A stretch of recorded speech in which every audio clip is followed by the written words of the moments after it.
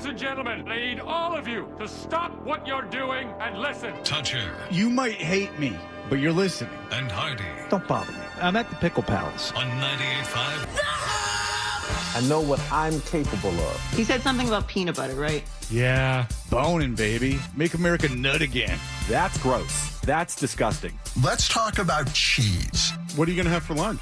I was at dinner with my wife and a friend. Kitty, kitty, pussy, kitty, kitty, kitty. Flap, flap, flap.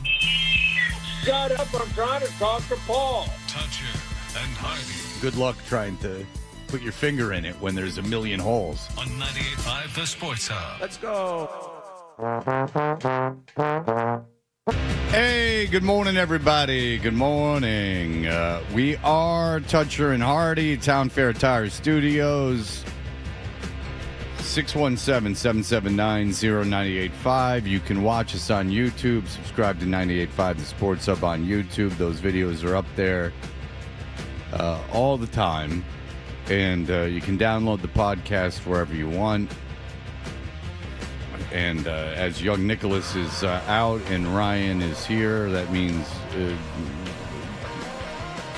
and by name George is here. So I am a champion of the people. That's right. I've given up. Given up trying to figure them out, but that's okay. Don't need to. So instead of solving this puzzle, you're just going to let it wash over you? That kind of thing? That is my decision. You ever try and solve a sunset? Yeah. Yeah, there's some mysteries better left done, better left up to just chalking it up to things we'll never understand until we reach our next level in this world. Yeah. Maybe or outside of this world. Maybe George is into Dianetics. And maybe he's I've considered that. Yeah. Yeah, it could be anything, but my trying to figure it out is long gone. I keep a low pro around the George man. Just keep it low, head down. Nothing wrong with that. Wouldn't that would actually explain a lot if we found out that George was a Scientologist? Explain. Because he operates in a different way, and he does things and says things that don't really jibe with what the rest of us think and feel and do. And maybe he's maybe he's already at like Thetan level 4, and we just don't understand his process. Well, I think by definition that's true. I don't think any of us understand his process. Yeah, but how is it? He's just operating on a different plane. So you just picked a couple weird things. Dianetics, George. Put them together and said that's what it is. Yeah. Very good. Makes as much sense as anything else. I was going to say I'm awaiting a better explanation. I don't have one yet. Yeah. Someone at some point suggested something involving George, and I said, you know what? No. Nope. That's enough, George. Okay. Let George being back and do what he does, that he talks about on Facebook. All those things are fine. As long as he moves quickly in the rare opportunity that he's required to. That is all I need from young George. George can live his life unencumbered by my concern. That's the way I've come to find George. Laissez-faire. Right.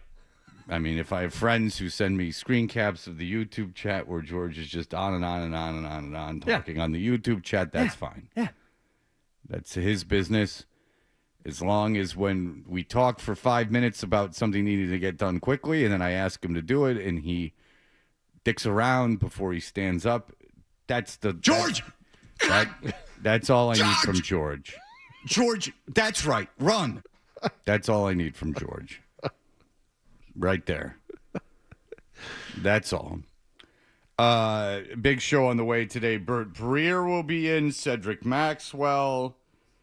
All these things are happening. I went to that Isabella Gardner Museum last night. Hey. Yeah, Adam likes that. Look at that. Adam likes that a lot. Was this in the under the guise of courtship? Is that what? No. It was all right. Why else would one go to the Elizabeth? I've never been there. What is it? The Elizabeth Gardner Museum? The Elizabeth Stewart Gardner Museum. Yeah. Oh, I apologize. Stewart Gardner. Yeah.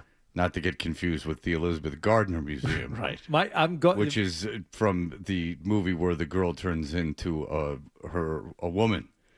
if you remember Jennifer Gardner's movie where she turned into the. Are you there, God? It's me, Margaret. No, 13 going on 30, I believe. Thank is the name of the you. movie. 13 going on 30. Right. I was there. It's quite a big place.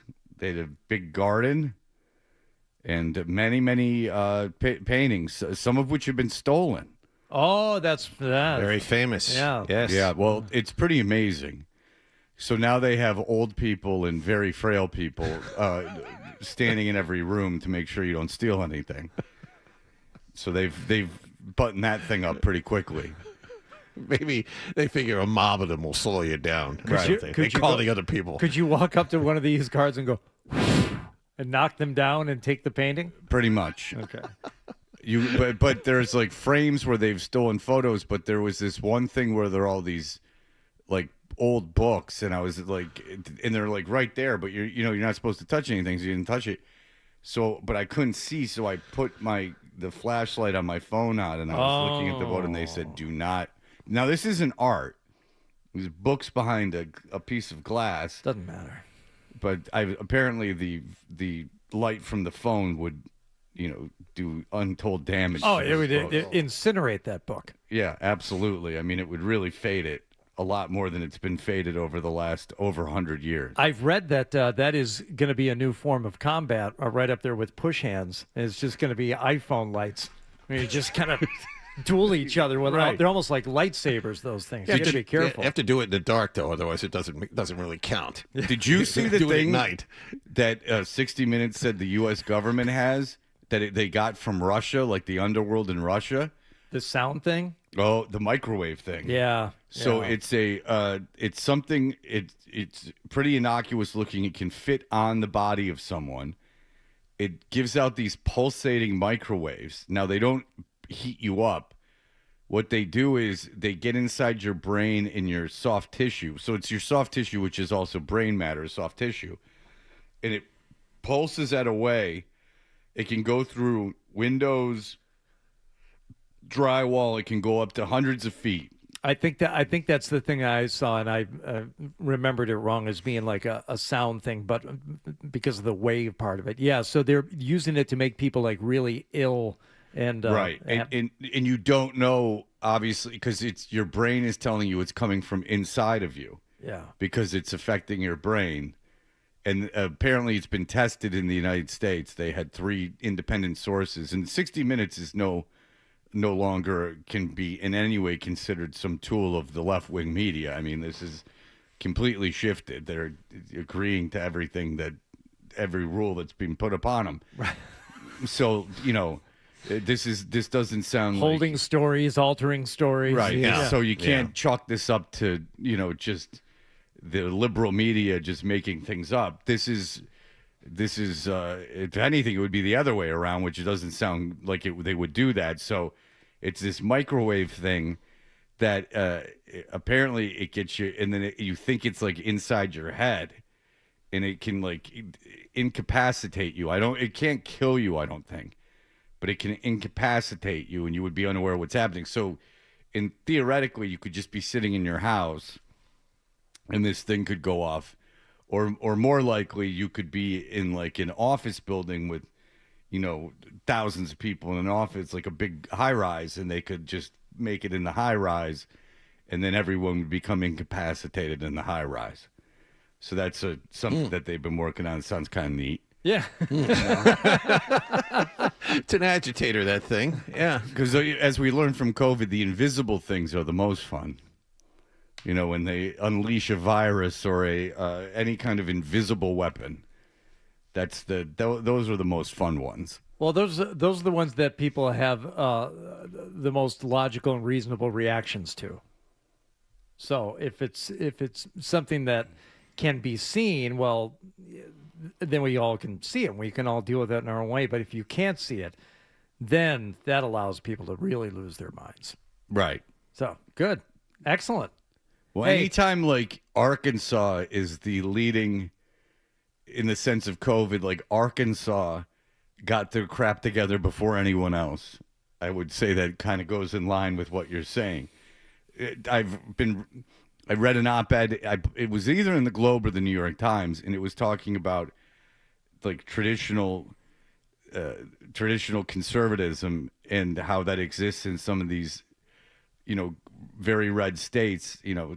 Not extreme conservatism, and it was talking about the positives of it, and it used an example of like Arkansas getting its crap together in COVID the first. Mm-hmm. Like they figured out a way to get back to school before anyone else, mitigating like a lot of without any real backlash, physical problems. Like there was no mass amount of death in Arkansas. They managed to figure out how to get kids into school first. Yeah.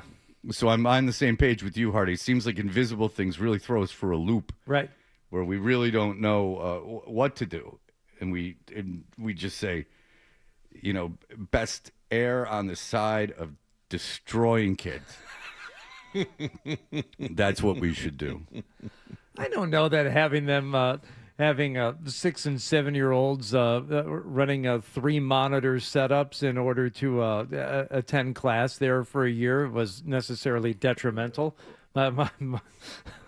Or have them outside in the spring wearing masks, playing soccer. Right. That's also, or playing baseball, where if a ball was hit out in the foul territory, you were to leave it and not pick it up and throw it back into play, because then it would be covered in COVID. And that's. I bet there's a bunch of stuff that we did that we purposely don't remember. Like your brain as a defense mechanism has shut a lot of that stuff I out. remember it all. Every single thing about it, because it pissed me off the entire time. Because I knew this can't be good. This has to be this doesn't sound science. Like, this doesn't sound science. This sounds like, I'll give you an example. You can play golf, but you can't touch the flag stick. Yes. Yep. Yeah. Remember that. Oh, of course you can't, because that would kill everyone. Right. But that's just whatever. That's just silly. It doesn't really do any damage. The idea that you couldn't have kids who were pretty much fine. Like, if you they knew it at the time, too. Like, kids, if they got COVID, and I'm sure your kids got COVID, if your kids got COVID, the chances of them getting very, very ill or dying from it were almost infinitesimal, unless they were immunocompromised. And then you would have to make adjustments to make sure that they didn't get sick.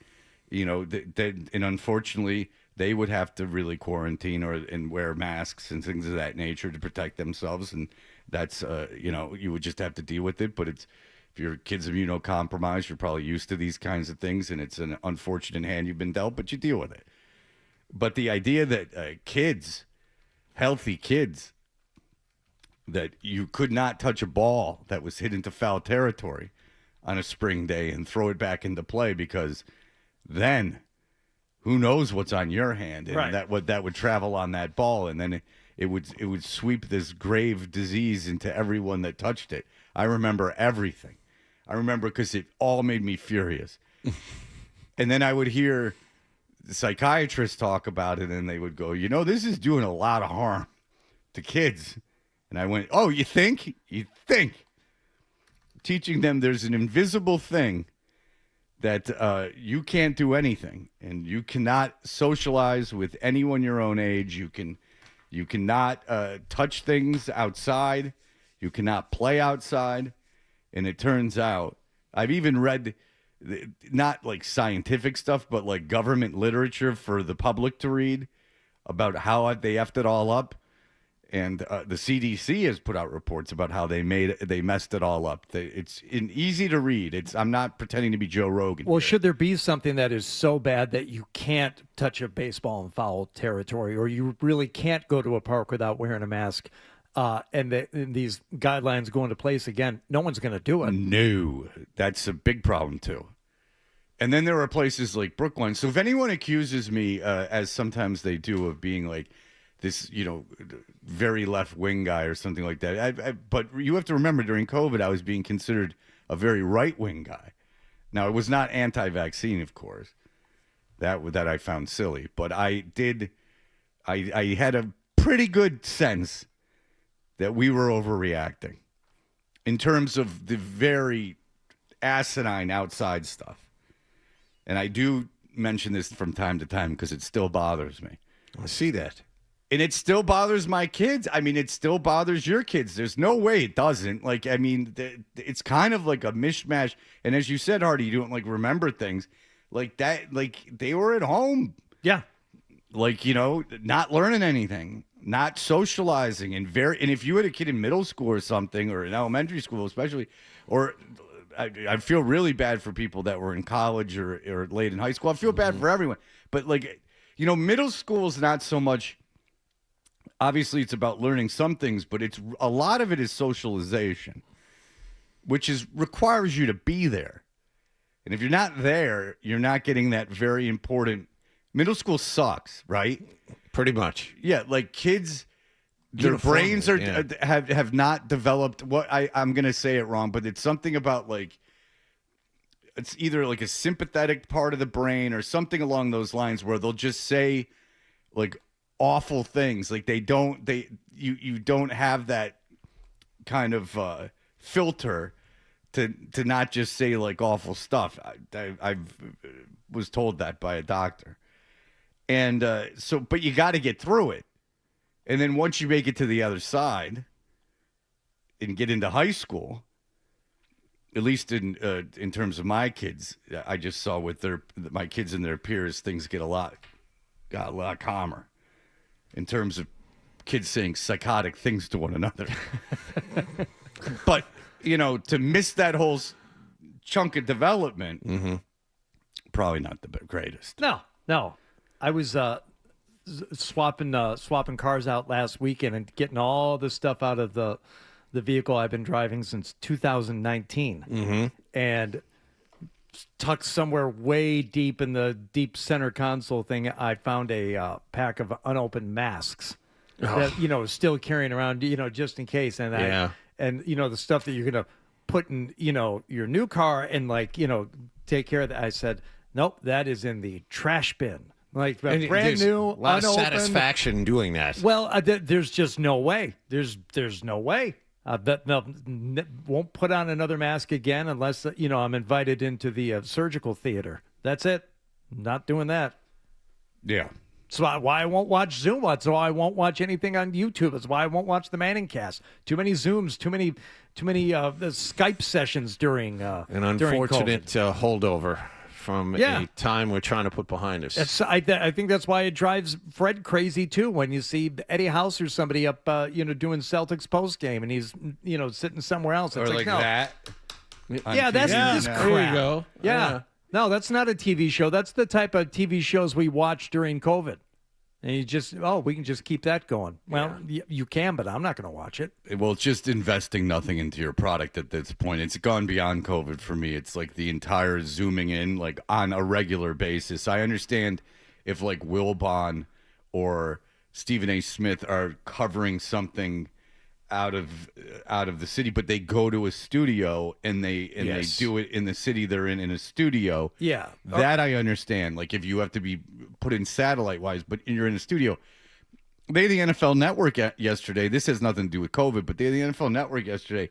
There was someone in the NFL Network studios, and there were 4 experts in the corners, Brady Bunch style. And they're all in like their den. With like they all had like little football like shelves up with football helmets and stuff like that. Get your ass in there. Well, I say it has everything to do with COVID. They determined that they were able to do it and get away with it, and they're so proud of themselves for developing the technology so that it's good enough to put on TV. And I say it's not good enough. No. I completely agree with you that it's because of COVID. Absolutely. I'm saying it doesn't upset me anymore because of COVID. It's just the laziness of it and that it looks so JV. Yeah. And like the NFL owns your network, like the most profitable thing in the world owns your network, and you can't. It's a nonprofit, Fred. That's right. Well, it doesn't have to. There's no, monopoly things going on with that. Now, are you okay with a guest occasionally zooming in on the Sports Hub Golf Club? Because these guys, they have work to do, especially in season. If it's a super Yeah, if it's a greenskeeper, if it's a head pro or director of golf, they can't look. I want to be on the show. I can't come to the studio. We're in the high season for golf. Are you okay with the occasional interviews taking place via that format? Well, are you comfortable having them come to your house on a Tuesday evening? I've got where you're taping the show. I have a separate room set up for them to stay in, and I don't mean a green room. I mean a room with a bed, and they can sleep there. Yeah, with a little eye hole. But sometimes they can't. So are you okay with occasional Sports Hub Golf Club guests using that technology? Well, you know how much I hate when the guests zoom in for their 10-minute spots on this show, so it's a real aggravation. All right, that's a good point. No, if you have a major television network and you have a show with hosts, and the hosts, again, if they're not in a studio, they don't have to even be in the studio that everyone's in, but they need to be in a studio. Home. No.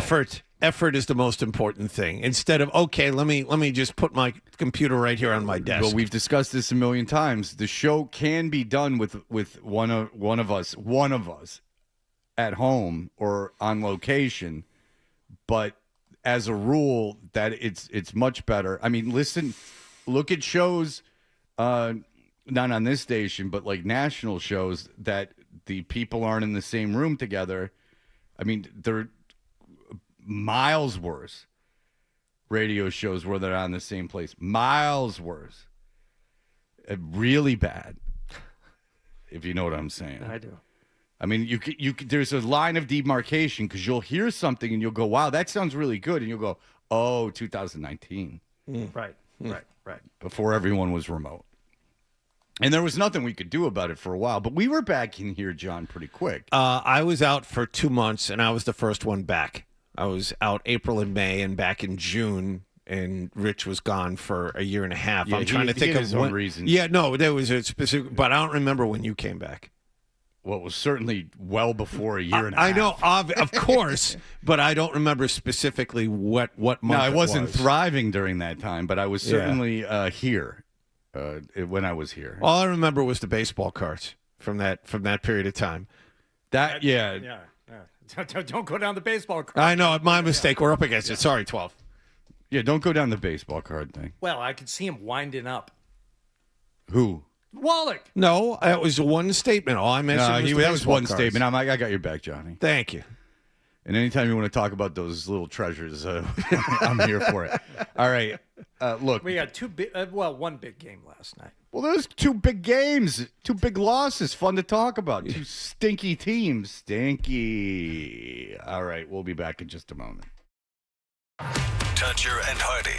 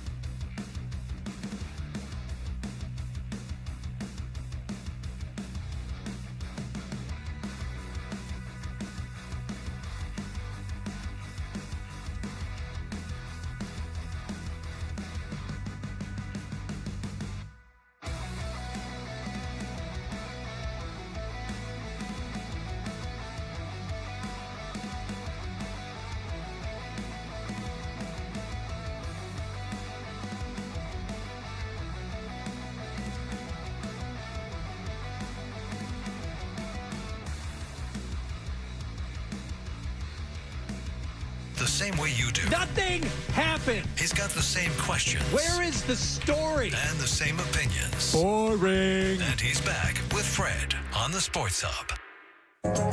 Did you catch a game last night? Hey, we are Toucher and Hardy. And Hardy, I will not penalize you in my own mind if you start with the Celtics from last night. Oh, no. Well, that was usually I would kill you for it. Well, no, I generally err on the side of the game that finished most recently. Well, also and that would be the was Celtics. the bigger game. That's a somewhat bigger game, I guess. In Oklahoma City, where the Thunder went into that game with a 27-7 home record, 51-15 on the season. Yes, they are rolling, and yes. SGA had a chance at another record last night. Gilgeous-Alexander. Crowd anticipating. Fires and hits. An incredible streak puts SGA into the record books. 127 consecutive games, scoring at least 20 points as he passes the great Wilt Chamberlain. And he did it over a flat-footed Baylor Shireman.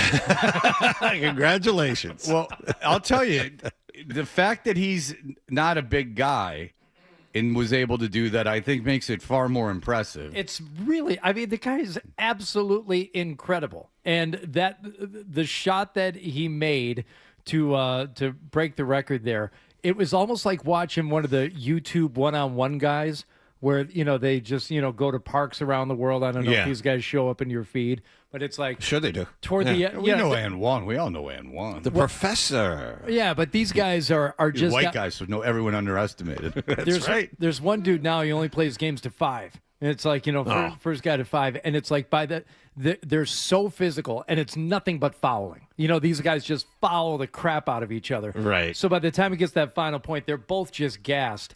And a lot of the final shots are those like fake, shoulder fake, head fake, head fake. That's what SGA was doing to Shireman last night on that shot. And he's like, no, I'm not going to pass. Not going to pass it. Shoot in. So he always seems to be playing slowly, yet somehow he always gets by everybody and gets his shot off. Well, that's quite amazing. That's actually. the NBA. I mean, look at Doncic. Yeah, I'm still fascinated how Doncic scores. See, but Doncic, he just seems to ramp up and just muscle his way through. SGA, he's moving slowly, but then he'll have that quick step and he blows past people. That's what he gets quick in a hurry, but it's not fast all the time. Luka can go through people. This kid goes around. But Luka can't go through everyone. Luka is not fast, and he's not hugely tall. And he's the antithesis of today's NBA, which is run, get the ball up the floor. Usually teams he's on are last in what's called pace, how many possessions you get per game, because Luka dribbles around for 18 seconds every possession. Yeah, Jokic is a guy who uses his muscle and can overpower anyone on the court. Doncic obviously can overpower small guards and stuff like that, but he Jaylen Duren, he's not going to push him over, SGA doesn't look fast, but he is fast. I guess that's what I'm trying to say. He's super quick. He can do that. He can, he can move very quickly in spurts. Yeah. It was love comes in spurts. What? You never heard that song by Richard Hell? No.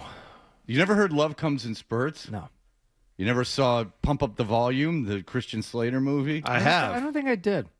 You never saw that? No. I've seen that. Is that the one where he plays the rogue pirate radio DJ? The pirate DJ in high school, yes. Why don't you just go put a gun in your mouth? Because you know why I didn't see Christian Slater playing a high school DJ? Because I lived it. He's not a high school DJ. He's a pirate DJ. Were you ever a pirate DJ? Was he in high school?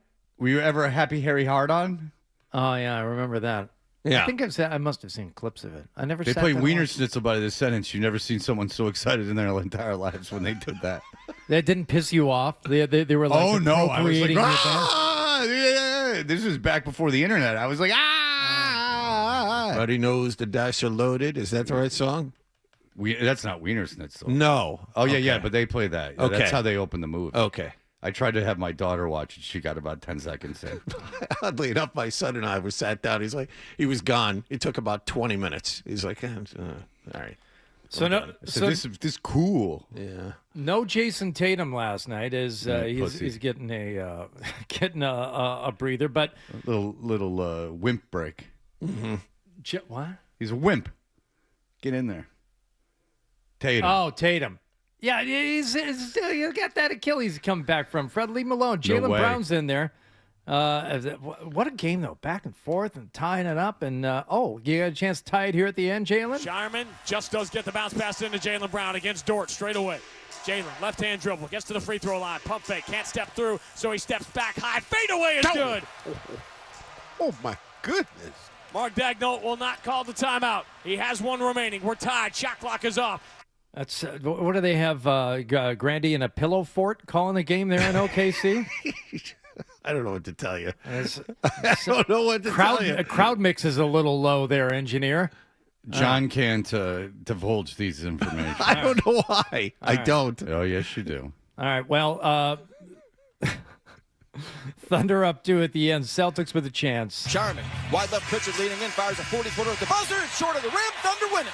104-102. Celebration busts out at Loud City in downtown Oklahoma City.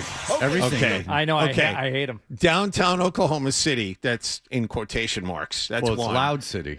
Sorry. Yeah, right. That's all they have. Those fans show up. They're loud when that team is good because that's all they have. But two things. First of all, Pritchard took that 40-footer. It grazed the net on the way down. Another 2 feet. It's in, and the Celtics win. And on the last play, 2 feet's a lot. On the last play, where Oklahoma City took the lead, Chet Holmgren made 2 free throws with 0.8 seconds left. Celtics didn't have either center on the floor.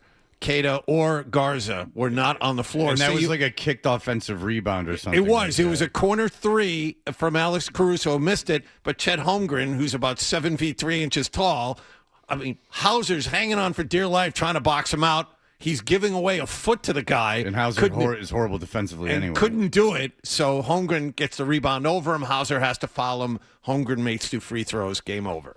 If I can, I would like to give you something, Jaylen Brown. We talked about with Forsberg. I'm certain you guys don't disagree. I think Jaylen Brown's big issue with everything is that he's not considered a star.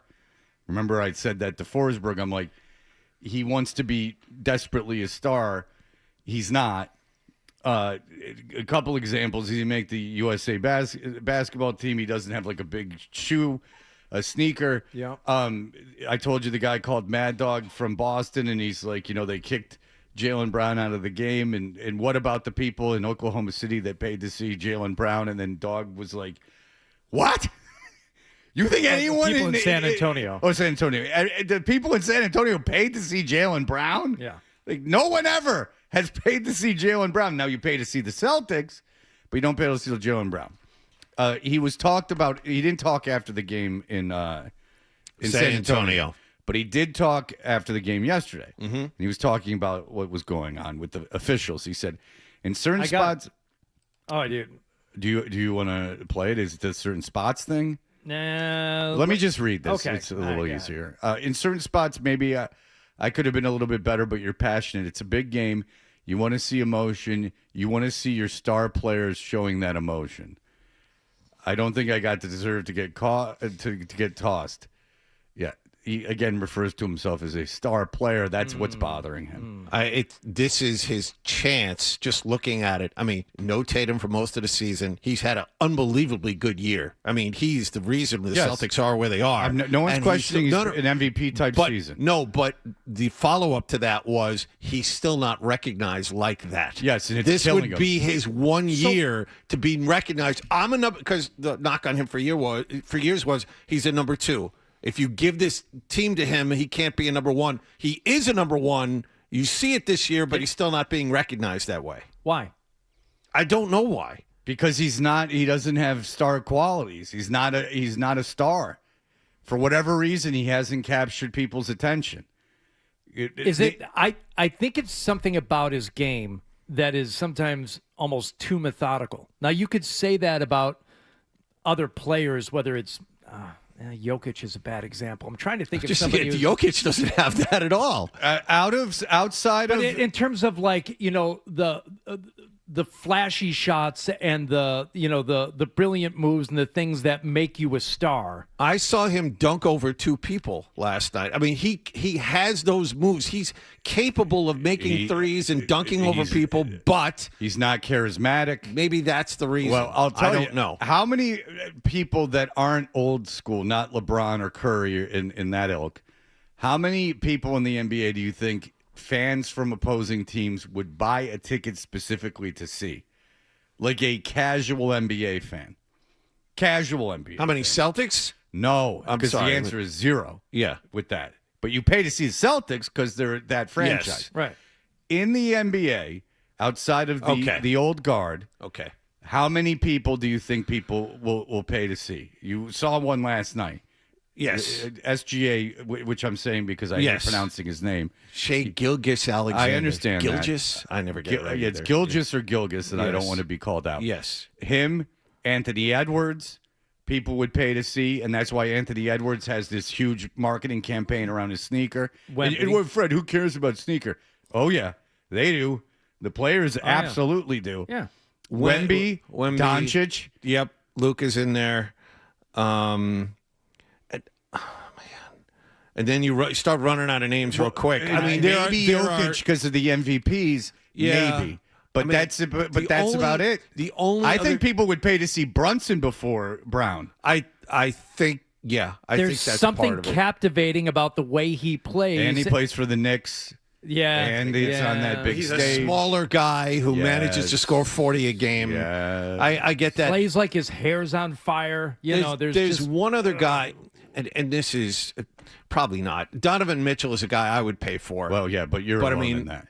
But yeah, I'm too deep in it. You're too deep in it. I see it, but no, the people are not going to. He's not a star either. But Ja Morant was, and then absolutely. Ja Morant absolutely was. I mean, yes. I paid to see Ja Morant. Yep. But that's basically it. Like, there's no one on Detroit. There's like I disagree with Cleveland. No one's paying to see Cade Cunningham. Giannis maybe.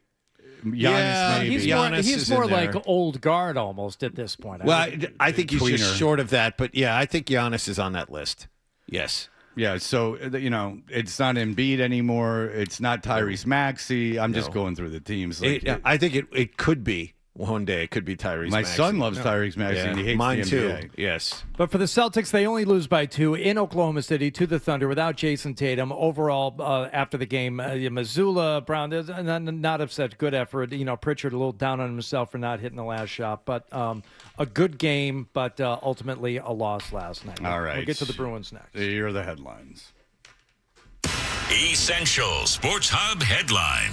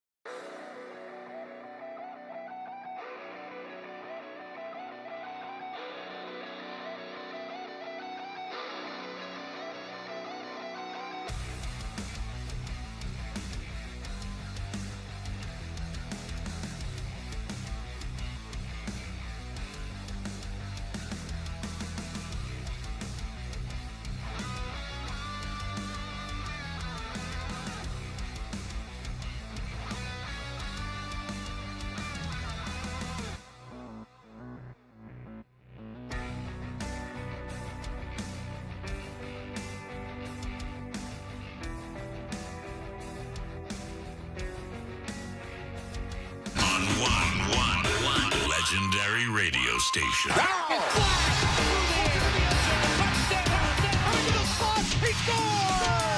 It's the Sports Hub. What's the best way to listen to Toucher and Hardy? Well, you're going to have to spend $40. Cough it up, and let's get back to Toucher and Hardy on the Sports Hub.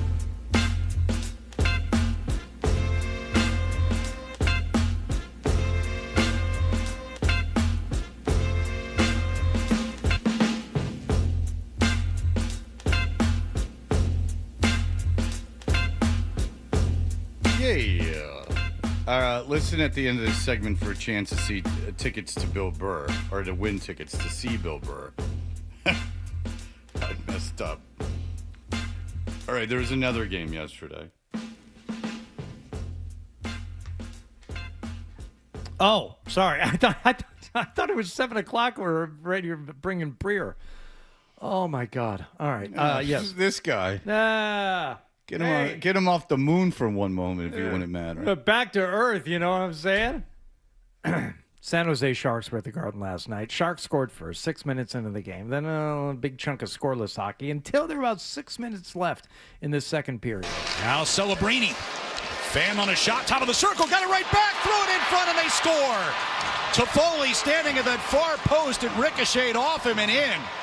And San Jose makes it 2-0. Just camped out there, stick side, waiting for something to happen. Whoa, good. Bad luck, though, Vice. Bad luck for Swayman. I mean, Toffoli just happened to be standing there when the puck missed the net. And Ryan called it right. It bounced off him into the goal. Yeah. Well, it still counts, John. Yeah. Sharks take a 2-0 lead into the intermission, but fear not, because the Bruins be on the power play early in the third. Time to get one back. It's taken by Wenberg. He'll push out. Up ice comes Graf. Shorthanded chance. Scores! Uh-oh. That's not good. Colin Graf walks in on Swayman, beats him up high, and it's a 3-0 Sharks lead on the shorthanded goal. I believe up high glove side on that one. Yeah, bad defense on a power play. Well, you're not. I mean, you do have one more guy. One more guy than the other team. You should be able to cover that. John, you're not supposed to. You're not even thinking about defense on the power play. We're just trying to score. My mistake. It's not their fault. Okay. So we have a deflection goal. We have a breakdown by the team in front of him. Yeah, the shorty. Yeah. All right. Sharks up 3-0. But remember, this is the Garden, home of legendary plays, and one would be made. It just wasn't by a Bruin. Here's a chance right in front of Swayman, and they score. William Eklund able to knock home his own rebound, and it's 4-0. Off his skates. I thought, which is the one? I thought this was the one where it was a deflection right back to him. He swung at it like he was holding a baseball bat and swatted it in. I thought that was the one where he's off his skates. It's hard to tell from the. Well, no, he fell over backwards after swinging at it like a baseball. Look, either way, the Sharks are up 4-0 here. Okay, I feel bad for Swayman. A lot of weird stuff happened. Well, 10 seconds later, he was actually good last night. Yeah, and 38 shots. 10 seconds after that, the Bruins would score. It wasn't exactly a highlight reel goal. And then he makes contact with Swayman, so he's losing his balance. Here's Minton scoring! Beers didn't even think there was a chance. Yeah. Talk about out of nowhere. Didn't expect that one to go in. They finally found a way to get one through Nedeljkovic, and it didn't have a lot of steam on it, but it found its way through the 5-hole. Yeah, he just fired it through like 5 guys. Yeah. Goalie didn't see it till it was by him. Right. That's all. All right, so Pastrnak scores with a minute left. It's 4-2. But right before the end of the game, things got. I know. I know. Sorry. Things got real fun. Lindholm turns and fires. That one blocked. Oh, high hit by McAvoy. As Sherwood was trying to get to that puck and clear it, McAvoy hit him hard and immediately looked like he regretted it. And now we got a big dust up here with everyone involved.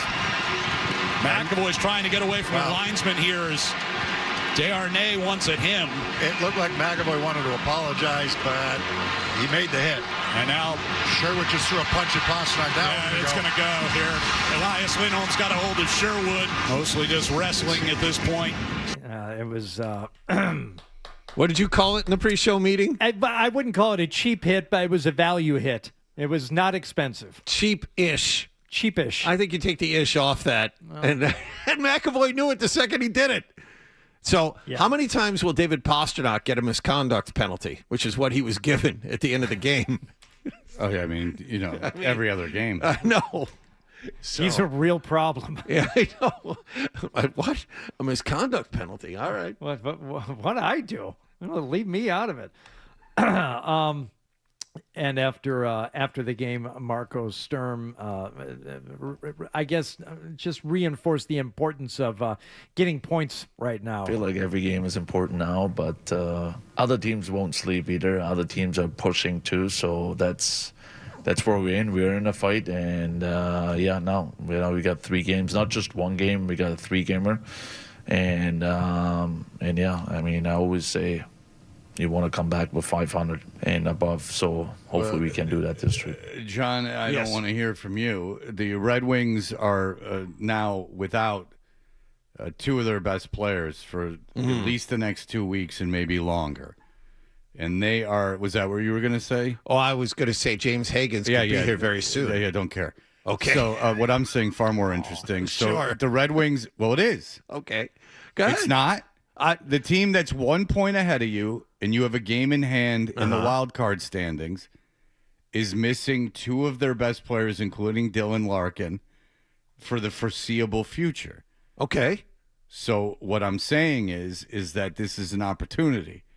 You want to, in the next couple weeks, and you will play Detroit a week from tomorrow. And so you would like to, in that time, get some separation. Now you're on the road for 3 games.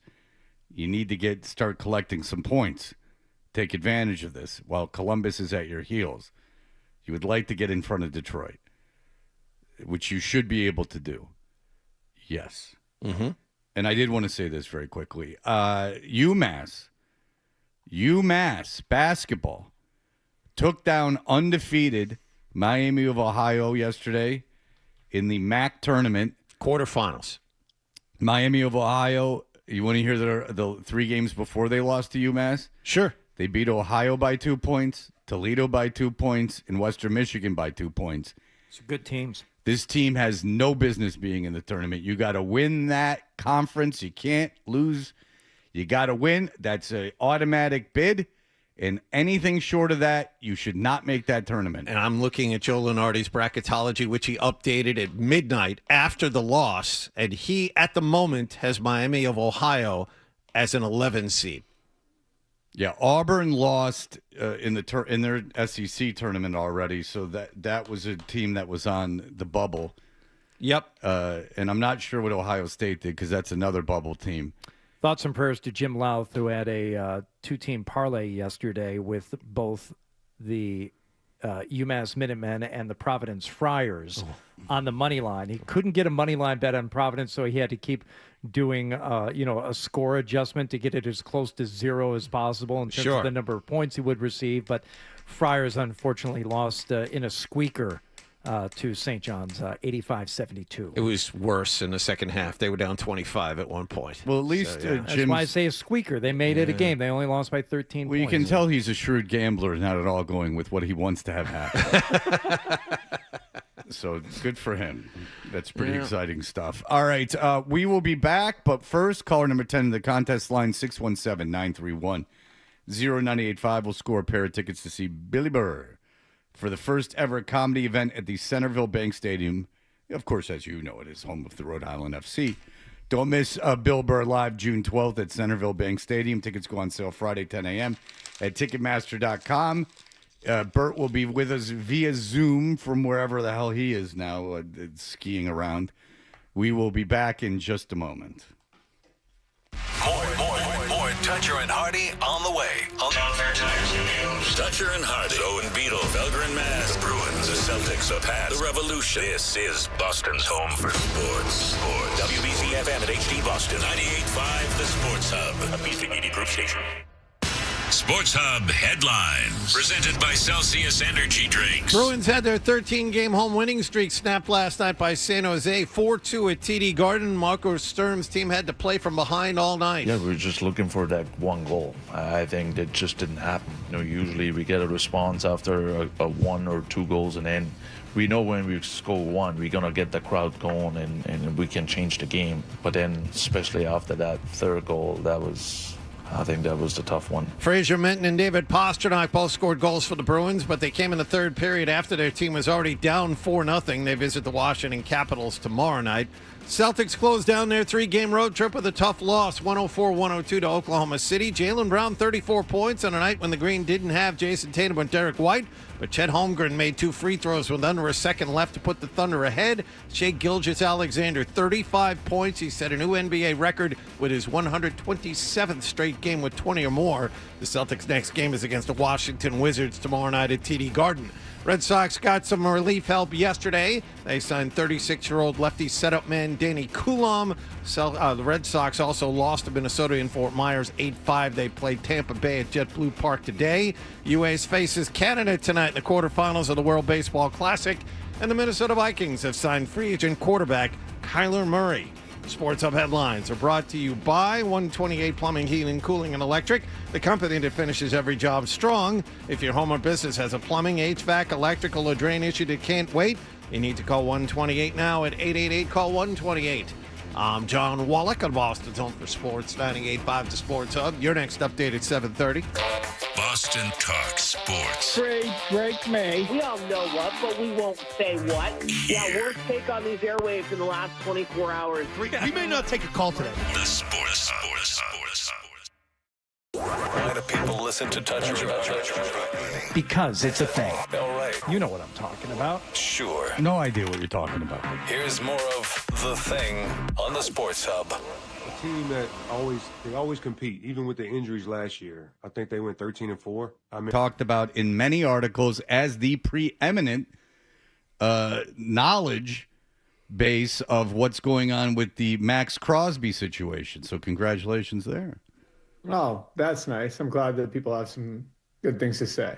Yeah, you're getting referenced. You were in an Athletic article. They referenced you. You're being referenced all over the place in a positive way. What a weird situation, though. I mean, honestly, this is going to be season 22 for me covering the NFL, and I've never covered anything like it. I mean, I honestly, I can tell you guys, I was on 128.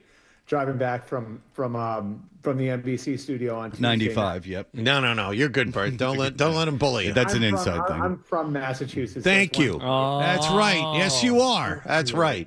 All right.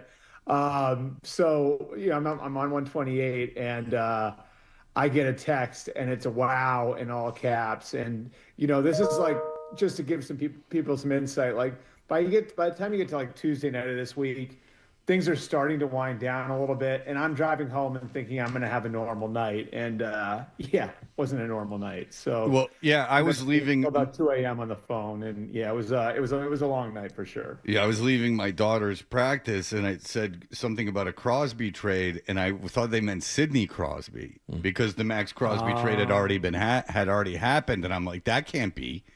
I'm like, this doesn't make sense time-wise, player-wise, whatever. It was just that weird.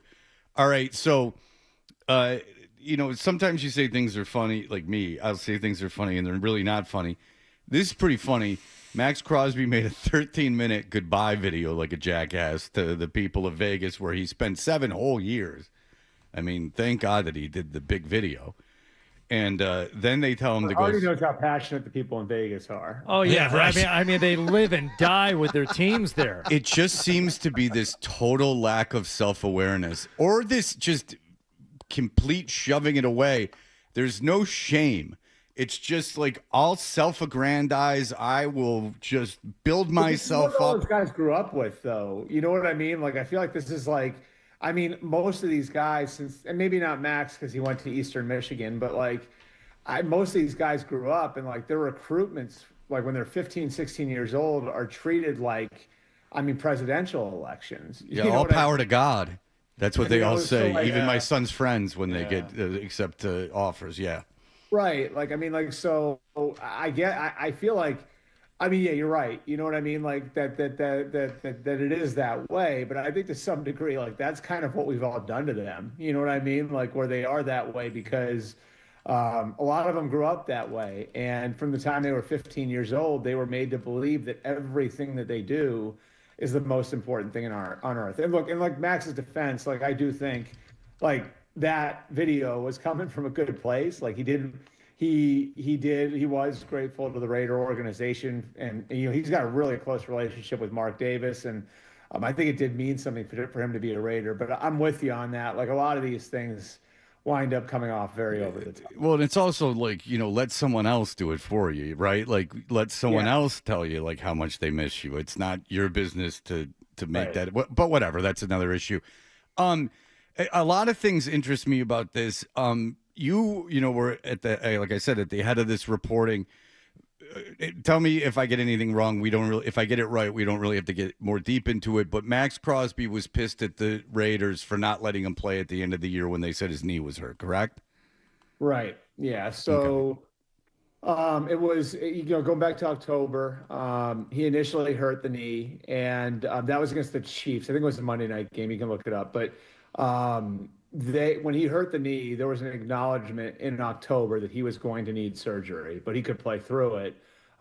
It's, you know, a meniscus injury, which, you know, I don't want to bore everybody with details, but there are two levels of it. You can either have it trimmed or have it repaired, and the repair is the more serious thing. And so he plays through it, and, you know, he has some pain in December, so they do more scans. This was December 23rd. And, you know, basically the Raiders say at that point, we're going to shut you down. There's 2 games left. There's no sense in having you out there. We'll have you get the surgery now. He didn't like having that decision taken out of his hands. He met with Alex Guerrero during that period. He went and got 2 outside opinions. At least one of those outside opinions said, no, he can go ahead and play. There's some risk, but it's fine if he plays. The Raiders reiterate the day after Christmas that, no, we're going to shut you down. Maxx got wind of the fact that it was happening because the Raiders were in pursuit of the first overall pick. And the thought was we'd have a better shot at the first overall pick if Maxx Crosby doesn't play for obvious reasons. And that was when he stormed off from the building, and that led to him requesting a trade shortly after the season ended, which is the beginning of all of this. So not only does he make this, and I know that, and we'll get into it, that Baltimore knew about the injury, and this is probably a smokescreen for what the real intentions were. But, you know, not only does he make this 13-minute video, but he wants to leave Vegas because they won't let him play, which talk to Ted Johnson about the alternative. When they make you play and when you're hurt, I'd much rather have them not have me play than make me play, unless there's some crazy incentive. Here's what I would say. I think the psychology of it, though, Fred, just to jump in, sorry to interrupt, but like I do think the psychology of this for Maxx Crosby was, here's a guy who's played in 1 playoff game in 7 years, and like his level of professional accomplishment has to come from, I answered the bell every time, I made how many Pro Bowls, I made how many All-Pros, because he hasn't had the chance to play in the playoffs. So that's the psychology of it from his side of it. Like, you know, it's the ability to go and chase individual achievement when the team's not playing as well. Okay, well, you're the best player on the team. You're part of the team, and they're not winning, so that's partially your fault. But nonetheless, that's another thing, Bert, that we could get into on a side conversation off air. Why these guys who are on the team somehow need to be off the team because the team that they're the best player on is not winning, which is, we could logically, it might make sense a little bit, but you could make a counter argument to it. But nonetheless, but then they turn around and they tell him that you know, you got this injury and now you got to go back, and now he's got to kind of eat crow and stay with Vegas. So, Baltimore obviously went out and got the kid from Cincinnati, or the 31-year-old from Cincinnati, Hawkins. Yeah. And so they get him. They said, we wanted both of them, which is nonsense. Yeah. So that was a whopper as far as lies go. I would say one of those things, like from like just a journalism standpoint for me, You hear all of these things. I would tell people, like, it's not just our job to gather information. It's our job also to assess information and try to figure out whether information is accurate. And like in that case, it just doesn't, their cap space, the financial commitment to have both of them, it just doesn't really match up. Okay. And so my guess from what I've heard is other people's guess is that they went out, they realized that they could get Hawkinson. Hendrickson. Trey Hendrickson. I'm sorry, I'm blanking on his name. That they could get Hendrickson for way less than they thought. The deal had not gone through because of whatever reason that the league has for letting you announce trades but not make them official. Mm-hmm. And then they pivoted and said, well, Hendrickson, and I've heard a bunch of arguments for it that he's played less snaps and, you know, maybe he's not as good a player, but like you could argue, like when you less miles, you put everything into the equation. Yeah. I think you'll like this part of it, Fred. Like, so, well, first of all, just so people know, you know, like on Friday, like, so basically like when these trades are being done, there comes a point when teams get down the line on a trade where maybe the trade's not agreed to yet, but they agree to trade medical information. And so they'll put the team trading the player will give its trainer permission to talk to the other team's trainer. And basically at that point, you know, okay, like here's what I saw with his knee, his shoulder, all that stuff. So there's a great level of trust between the trainers and doctors where they're very transparent with each other. So that's why you rarely see, you know, you always see that pending physical, right? Like when a deal is made. Well, the reason why there's almost never an issue is because the doctors and the trainers have gone through all of it already. And so, you know, yes, there's the physical to double check everything, but generally there aren't any surprises at the physical. Now, my question when this all came up, was like, all right, so the trade's on Friday. Why didn't the Ravens just put them on a plane right away, right? Like instead of waiting until Tuesday to do the physical. The answer is actually like Maxx had like this party. It was the anniversary of his sobriety. He actually had Shabuzi playing this party. Well, Hardy, don't you do that? Don't you have Shabuzi playing at the anniversary of your... I thought you'd like that part of it. Yeah, because in May, I'm having a big 3-year anniversary party, and I'm actually having Young MC play. Oh, there you go. We had Skilo at our last big event. That's another thing is let's really make a big deal about this. Jesus Christ, Maxx Crosby sucks. Anyway, so Saturday, so he has this going on, and the Ravens basically say to him, no, it's fine, you know, just get on a plane first thing Monday morning and come here, and we'll do it that way. So Monday morning he flies. There's the time difference, so you don't land till early Monday evening, and then first thing Tuesday morning he does the physical, and that's when, you know, everything starts to go wrong. By then, though, you've already had a full day of free agency. So by then, the Ravens have lost 7 starters, and the Raiders have agreed to over $200 million in contracts with other players under the presumption that they're clearing all of this money by trading away Maxx Crosby. So as you can imagine, it was a big freaking mess on Tuesday. And there was that feeling that by the time you get to Tuesday, so my understanding is the Ravens doctor's issue was, it wasn't, is he going to be ready to play week 1? It's the longevity. And it was looking at it and saying, how much longer is he going to be able to play at this level? And if it's only 2 years, can we justify giving up 2 first-round picks to go and get him? And it's really easy to look at that and like see like that risk assessment conversation going on. And the Ravens then knowing, well, the market's dropping on Trey Hendrickson.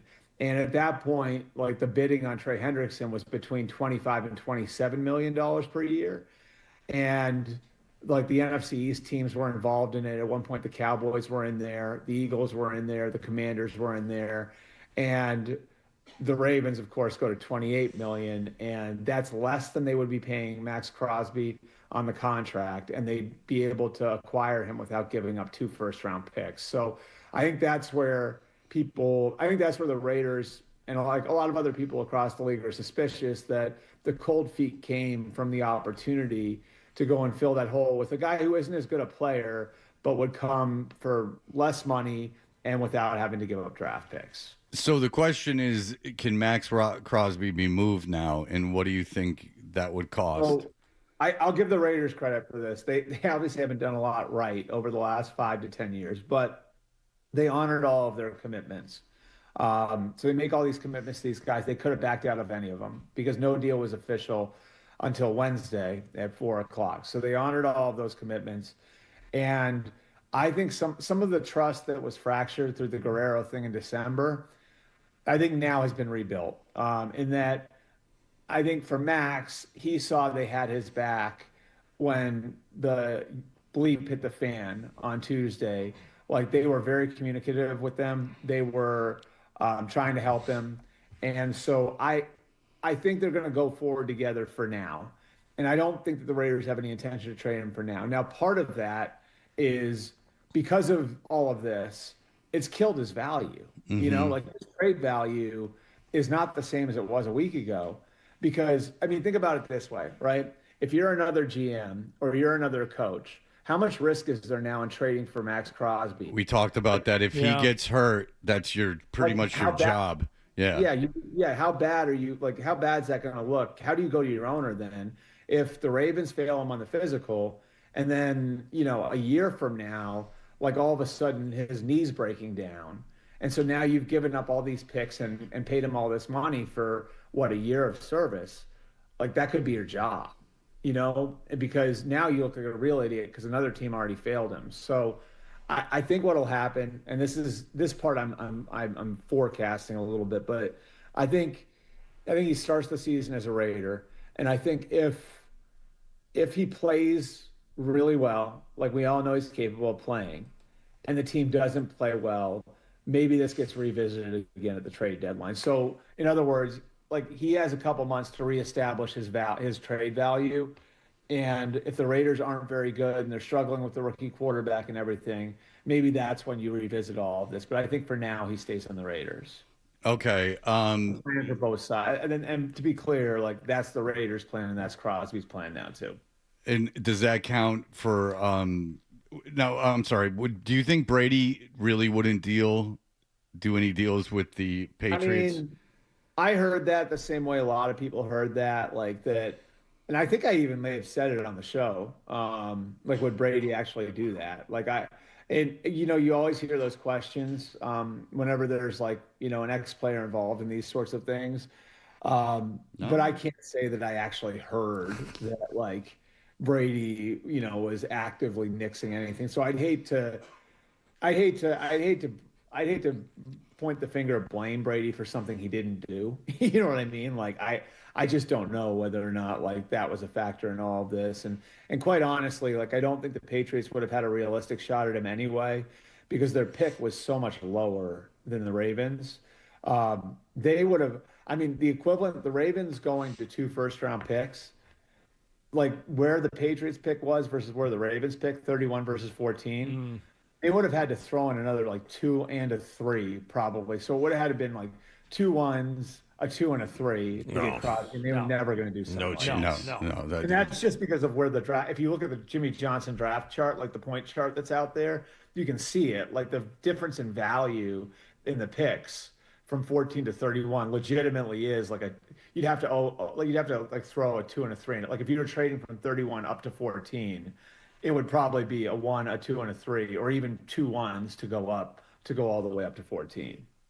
All right. Very good. All right. Very good. We'll be back in just a moment.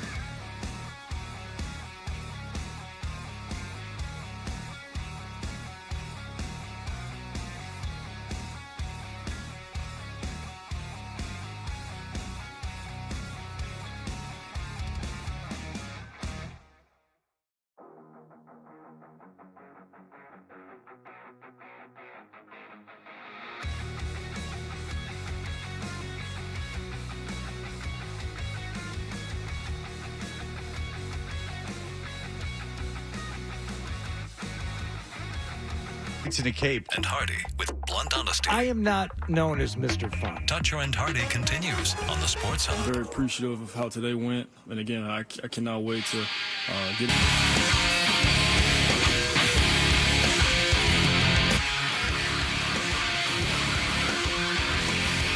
All right, we're Dutcher and Hardy. Bert Breer from MMQB is on the phone on Zoom with us.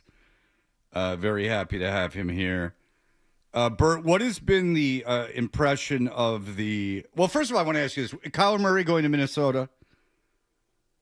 Yeah. So, I mean, I think it's an admission of where they are at quarterback. Like, they have a roster that's ready to compete for a championship now. And you look at, like, the star players, and it's a lot of guys that they've invested, a lot of money in now, and it's Justin Jefferson, it's Christian Darrisaw, Jordan Addison's, we'll see what happens with his contract, defensive side of the ball, guys like, Andrew Van Ginkel, Grenard is on the trade market. We'll see whether or not he's back. Byron Murphy. So it's, the team that won 14 games 2 years ago, the guts of it's still there. And, I think they had to act with some urgency at quarterback, and that's what going and getting Kyler Murray is. And it's a good solution for them because they're able to get him to come in on the minimum because of the offset, on his Cardinals money. Would they start him? Would they name him the starting quarterback during the summer and put JJ on the bench? Yes, they would. I think that there's a likelihood that happens. And I think the good thing for the Vikings here is you one way or the other, you're going to find out about J.J. McCarthy, right? Like either this is going to light a fire underneath him and, you're going to see him turn the corner and he's going to become what they thought that he could be when they took him 10th overall or he's not, and then you have your answer. And then, you ride the year out with Kyler Murray. Maybe he plays great and you resign him. Maybe you go back in the draft next year when there's going to be a million quarterbacks. But, one way or the other, you're going to get an answer on J.J. McCarthy now. And I think, the failure of McCarthy so far through 2 years has obviously caused a lot of issues in that building with the GM getting fired. Their effort, and I think you guys remember me saying this isn't like revisionist history. They really wanted Drake May 2 years ago. You guys remember talking about that, what they give up and go and get him. There's even there's even a little tension over Kevin O'Connell wanting to go over the top to get Drake May. And, the front office having lines as far as how far they were willing to go. Now, the Patriots, I don't think were ever trading the pick, but that doesn't change the fact that there were limits on how far they could go. And Kevin O'Connell and the coaching staff were telling people in that building, no, this kid's really, really special. We need to do everything we can to go and get him. How do you think Justin Jefferson feels about it? I mean, I don't think he's at the point yet. So that he signed that contract, it's now 2 off seasons ago. Yeah. I believe he signed that contract. So I don't think he's at the point where he would force his way out or anything like that. It's an interesting situation though for a receiver of his caliber to be in this flux. It's hey, you see what I can do. If you can get somebody that can consistently throw me the ball, we're gonna have a magical time here. But yeah, it's a sneaky important position. You've got me. What are we doing? Oh, and we talk about that whole thing, right, Hardy, over the last few weeks about with AJ Brown about a guy being competitive about not just team accomplishment but his own individual performance. Last year, it affected his individual performance. And so who the quarterback is naturally is going to have an impact on how well you individually play as a receiver and the legacy you leave as a receiver, right? Jerry Rice is the best I've ever seen, but Jerry Rice also had the benefit of playing with Joe Montana and Steve Young. You know what I mean? Right. So, I think that, there will come a point when frustration boils over. I don't think they're there yet, but, if they don't win this year and it continues to affect his numbers. And this is a guy who, you spend 5 minutes with Justin Jefferson, and he'll tell you his goal is to be the greatest receiver of all time, to be up there, in the pantheon of greats with, your Jerry Rice, your Randy Moss, those guys. If he feels like not only the team isn't winning, but this is starting to affect his ability to get there, then, I think that's where the rubber would meet the road with him starting to get wandering eyes. I'm sorry. I wanted to ask about the Patriots for a second. Yeah, that's right. I wanted to get to Christian Barmore. Did you have a chance to see the outfit he wore in court the other day? No, I didn't. Did you guys get some content out of that? Well, yeah, he wore a white sport jacket and bright white rimmed sunglasses. There was no sport coat. It was a shirt. He was wearing a shirt. Sorry, a white shirt. But the point was he wore sunglasses into the courtroom. Yes, he wore sunglasses into the courtroom. There have been whispers about his maturity level. And, he found himself in court and, he wasn't exonerated. It turns out his alleged victim decided not to come back to Massachusetts. All this stuff. I ask you all this to ask you this next question. Is he going to be on the Patriots at the end of the summer? I think so. I think just from a football standpoint, based on where they are, they let Kyrus. I think, to me, the smoking gun on their intentions with Christian Barmore, if he were going to be out of here, would have been they go the extra mile to sign Kyrus Tonga, because what Tonga got with the Chiefs wasn't outrageously expensive. I think it was 21 over 3, right? So the only reason you wouldn't do that if you're the Patriots based on the year he had is because you're very invested in other players at the position.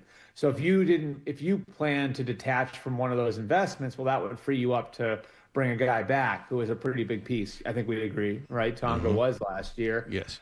So I think they go forward with Barmore. Man, that's crazy, though. He wore sunglasses into the courtroom. Yes, the whole time. It was insane. Doesn't he have somebody with him to tell that That's what we were talking about. We heard from multiple Crazy. lawyers afterward who said there is no way I would allow my client to wear sunglasses or a T-shirt or sneakers or anything else. And the fact that the judge didn't immediately say, would you please remove your sunglasses, and hats in court are another big thing too. It's these are just common sense things, but it's just a basic human level of respect for the situation you're in, right? You would think. Yes.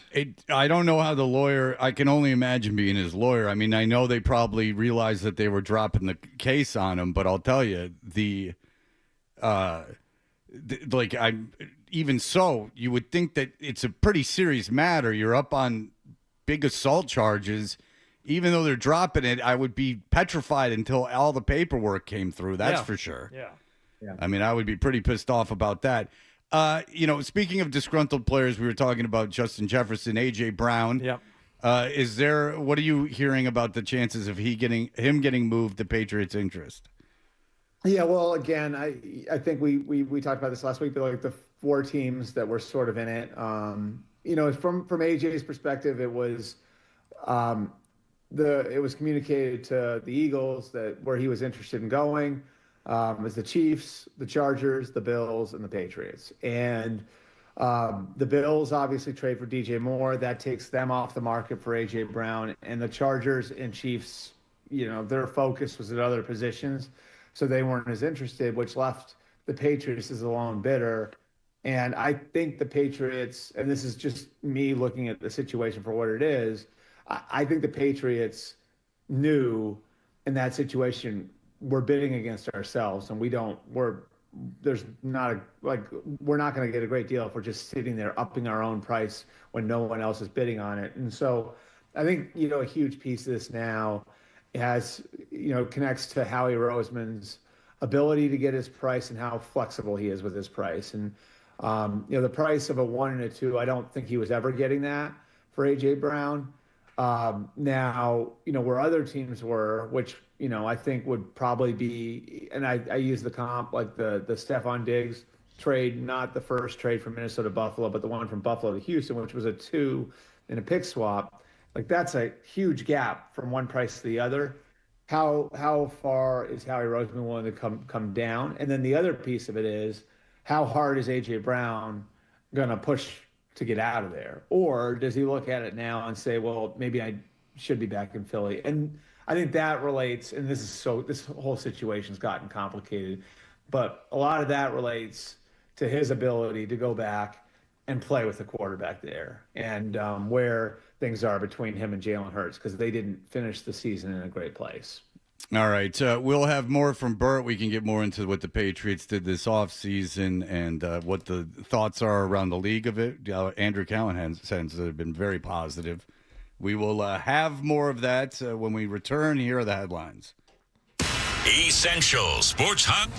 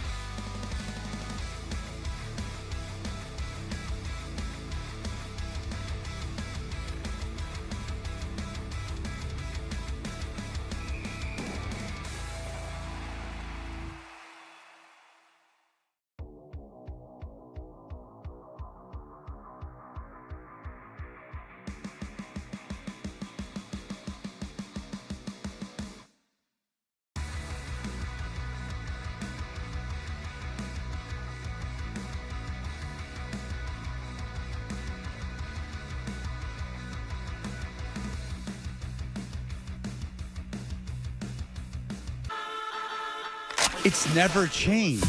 It's never changed. It's the same thing over and over and over and over. It's just never good. It wasn't funny the first time. Toucher and Hardy, morning. Addressed a bunch of needs in free agency. They did.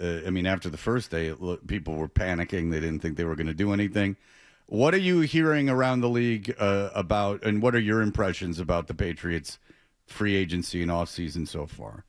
Yeah, I mean, I like that they didn't just run the whole thing back. Like, I think that generally doesn't work. You need to, inject some new energy into your team, and I think they were able to do that. The one that, I think the one that, people have their eyes on is obviously Romeo Doubs. And I do think that there's some upside with him, just in that he was in this crowded receiver room with the Packers that had so many young guys. Like last year, they drafted Matthew Golden in the first round, and Doubs had been in there with, Dontavian Wicks and Jaden Reed and, and Christian Watson, and then the young tight ends, Kraft and Musgrave. And so there was this competition within that room that I think limited the reps for everybody. But now we'll get to see what happens when he has, a team with a higher level of investment in him. And I do think there's some potential to get some more there. And then I think Kevin Byard is like one of these like typical Vrabel, this guy's going to be a battleship commander for the secondary. And, Vrabel knows exactly what he's getting because he was with him. And I think everybody who saw those Titans teams play, knows how important, Byard was to Vrabel. And then, I think just to some degree, maybe you tread water a little bit with some of those moves, and that some guys are going out, some guys are coming in. I think where the improvement for the team is going to have to happen this year, a lot of it's going to have to be internal. So how much better is Will Campbell? How much better is Jared Wilson moving to center? What does Travion Henderson look like in year 2? What does Craig Woodson look like in year 2? What is your draft class doing? So, and that's, honestly, I know that doesn't get fans excited because that's not new, but, generally that's the way, really good teams operate, is that a lot of your improvement year over year is going to have to happen with guys that you've drafted and developed on your own. I don't hate that, for a team, Bert, but again, it doesn't exist in a vacuum. And when you look at the schedule and you see the level of competition and how that's going to increase next year, I don't know that that's going to be enough. And for a lot of teams, it would. If you're looking at a similar schedule and you had, all right, well, we're going to have the same challenges as we did last year. The challenges are going to be greater. So improving internally, fine. Not totally blowing it up, but not making a huge push in free agency, fine. Except it's going to be so much tougher for you to win that number of games. I still think they need to add more, especially on offense. I do understand that train of thought. The problem is, I don't know how many real difference. Who'd you want them to go after in free agency that would have been that guy? The only guy that's still out there is really A.J. Brown, and I think that. No, but when you're talking about guys that did sign, right? Oh, yeah. Is there anybody that you say oh yeah, they should have gone and gotten him and they didn't? No, Alex Pierce thing, that money was crazy, and I don't think anybody's sad that any team didn't get him outside of Indianapolis. I think even in Indianapolis, they're thinking, wow, I think that's a lot of money for that guy. I think it's just bodies at edge at this point, Bert. Sign someone who has experience playing edge. They lost 2 guys. They did get 1 guy, but I think that's the main problem at this point. That's the question, what they're going to do on the edge. And I think it's that's the one thing where I feel like you're dangerously close now to pinning yourselves in where you have to spend a high pick on that position, which I think is where they were at tackle last year, right? And that's not really where you want to be. Now, on the flip side, this is a really good draft at that position, and there's going to be a good player for them there at 31. There could be a good player for them there in the second round. There's some real depth at that spot, but do you want to be pinned into having to spend one of your picks in that position? And then do you want to be relying on a rookie at that position when you get to the season? Those are the questions. There are still some guys out there. The obvious one would be Joey Bosa because Vrabel coached him.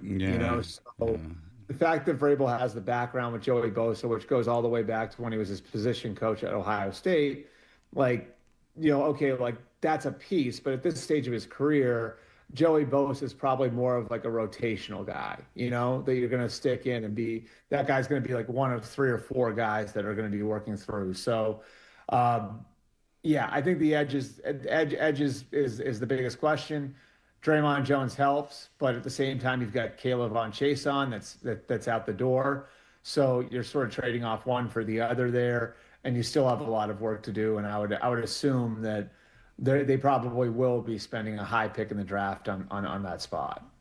Yeah, who's the best edge rusher in this draft? Because that seems to be outside of Mendoza where the conversation's happening. Yeah, and it's either David Bailey from Texas Tech or Arvell Reese from Ohio State, and it just that really rides on how you see that position now. Because David Bailey, like the comp I've heard on him is Nick Bonito, the Broncos Pro Bowler, who's a really good player. And I think it kind of illustrates like David Bailey's like a pretty conventional pass rusher, right? Like you line him, like every team knows exactly how they're going to use him, right? Where with Arvell Reese, he's more of in the Micah Parsons, Abdul Carter, Jihad Campbell, Jalen Walker, like he's in that sort of mold where he played a lot of off-ball linebacker in college. And, do you play him full-time as an edge rusher? Do you move him around? He's not as polished as an edge rusher as Bailey. So it's sort of, do you want like the conventional pass rusher where you know exactly what he's going to be, and that's Bailey? Or do you want the Swiss Army knife where you have to be creative in how you use him, which is Reese? What would you do? I mean, I would probably... now this is a Jets question, right? Because they have the second pick. No, I'm more just curious because it's beyond the Jets. This is why it interests me, is because of what you just said. Like that's where job security comes into it, though, right? Like because it's like with the Jets, like, and that's the problem, and that's how job security can wreak havoc on these decisions sometimes. Like, I think Reese is going to be a better player in 5 years, but it might take you a little while to get there with him because you're going to have to figure out exactly how to use him. And then he's going to have to work on some things as a pass rusher to get there. So, like, I think Reese is a little bit more of a gamble from that perspective. If, you've got a job security issue, Bailey might be the safer pick because you know exactly how you're going to use him. I would probably take Reese, but I'm not the one who has to save my job. You know what I mean? Right. Like I could see where if, you're Aaron Glenn, you might look at it and say, well, like, I don't want to develop Arvell Reese for the next guy. Just give me David Bailey. It just seems like they haven't been operating like the moves that they've made. I know they've signed older guys, but it doesn't seem like the moves they've made have generally been, they've, pushed picks back and things like that. They haven't, right.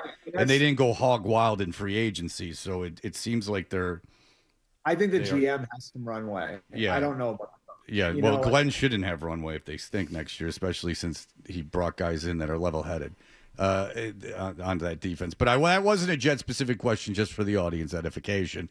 I am interested because there seems to be two top guys. There's some interesting Jets things happening. I mean, regardless of your but I get accused. Idiotic fandom. That's right. Guys, it is an interesting big-picture question, though, that Fred poses, because I do think, like, that is more of a question now with all of these guys coming out of college. Like Micah Parsons, the reason he fell, well, there's a character issue too back then, but like one of the reasons he fell is because people looked at him and they didn't know exactly what to do with him back in 21 when he came out. And I think there are more guys like that that are being used that way in college football. And, it's guys that go at the top of the draft, but also, I mean, Jihad Campbell was the Eagles. I brought his name up. He's another one of these guys. He was the Eagles' first-round pick. He went 32nd overall last year, and he was the guy who, all right, like, do we use him as an edge rusher? Do we use him as an off-ball linebacker? Do you use him as a Swiss Army knife? And the Eagles are still figuring that out with him, but they feel like, and that's a place where Howie Roseman has the ultimate job security, right? He can roll the dice on a guy like that and give him a couple of years to develop, where other teams might not have the luxury to do it. But I think, you're seeing more and more cases like that. And, certainly I'd have to dig into it a little bit more, and I'll know more in a few weeks after I, start to ask around more about these guys. But I'm sure there's going to be a player or two that looks like that the Patriots are going to have to consider when their picks come up. All right. Well, Bert Breer, great stuff today. Appreciate it. MMQB is where to read him. He's being sourced by other publications right now, and that's very good news. All right, Bert, thanks so much. All right, thanks, guys. All right. Bert. When we come back, you've been hearing this show us make some subtle inside jokes about Dr. Steve Brule. Yesterday, someone made the point that maybe it was Hardy, said, do you never notice that between Zolak and Dr. Steve Brule? Just for my own well-being, I'll say it was suggested to me. How's that? Very good. This is a good-natured thing that we'll be doing in just a moment. Check it out. You're listening to Toucher and Hardy on the Sports.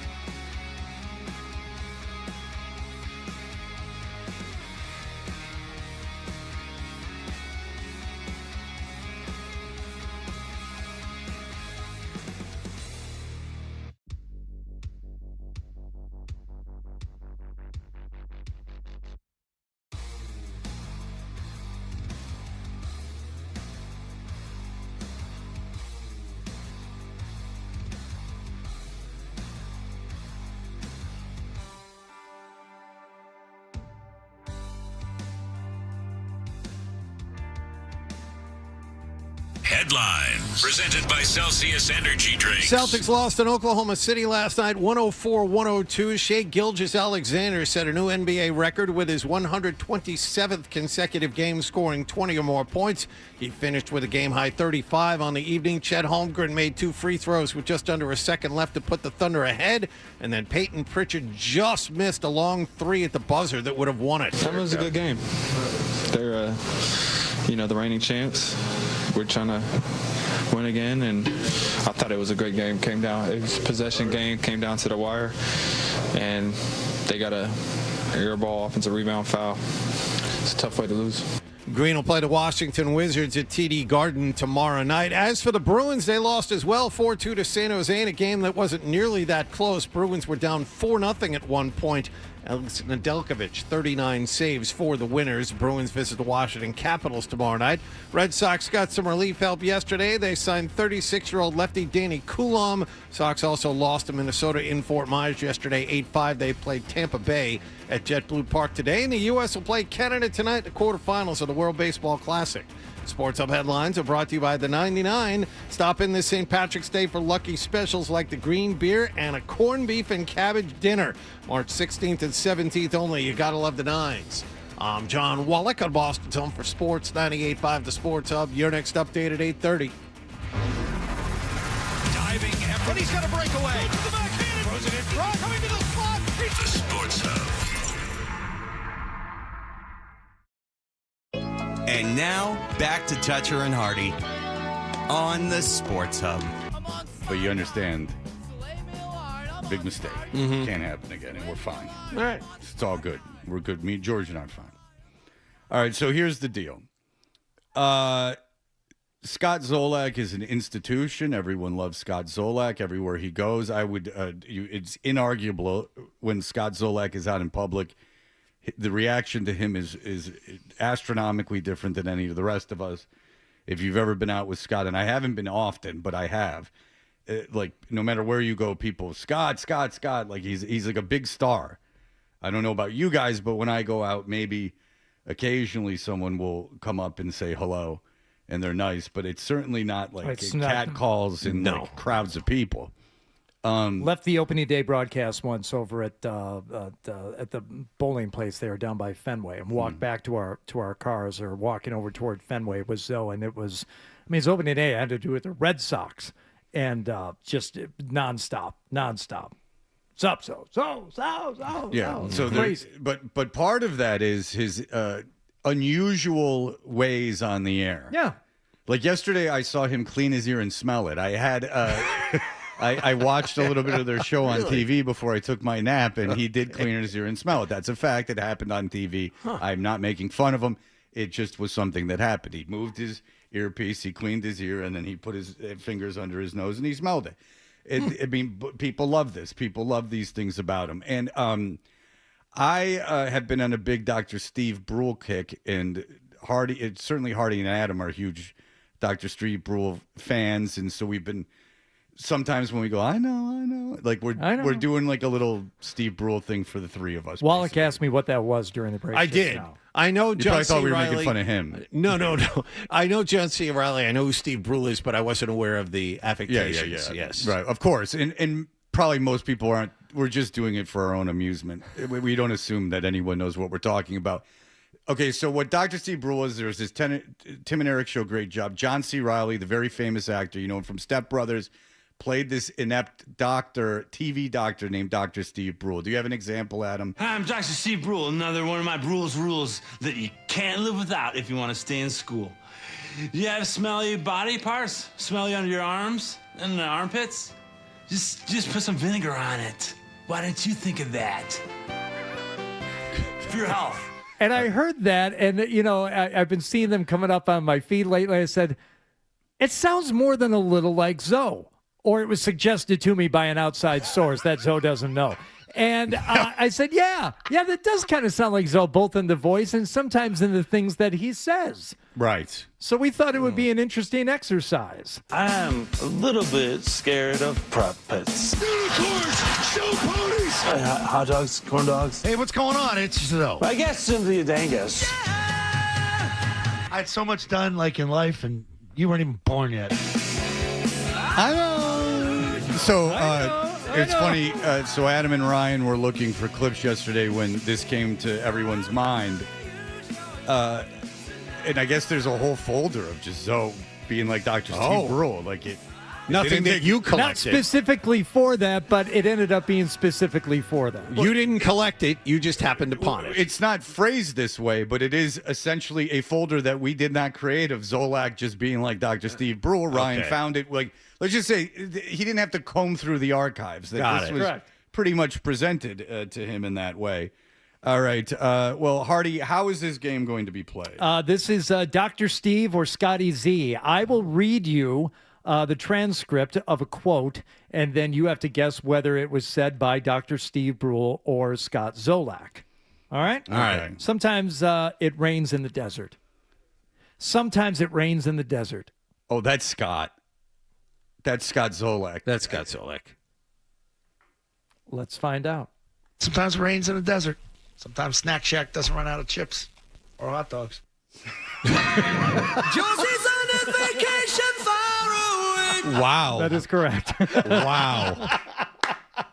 Already loving the production. Wow. That is extraordinarily close because it's not only it doesn't just rain in the desert, it's followed up by even a more. Yeah. More odd line. All right, very good. Again, this is a celebration of Scott. We are not making fun of him. This is a celebration of what makes him great. He's far and away the most popular person at the station. Here we go.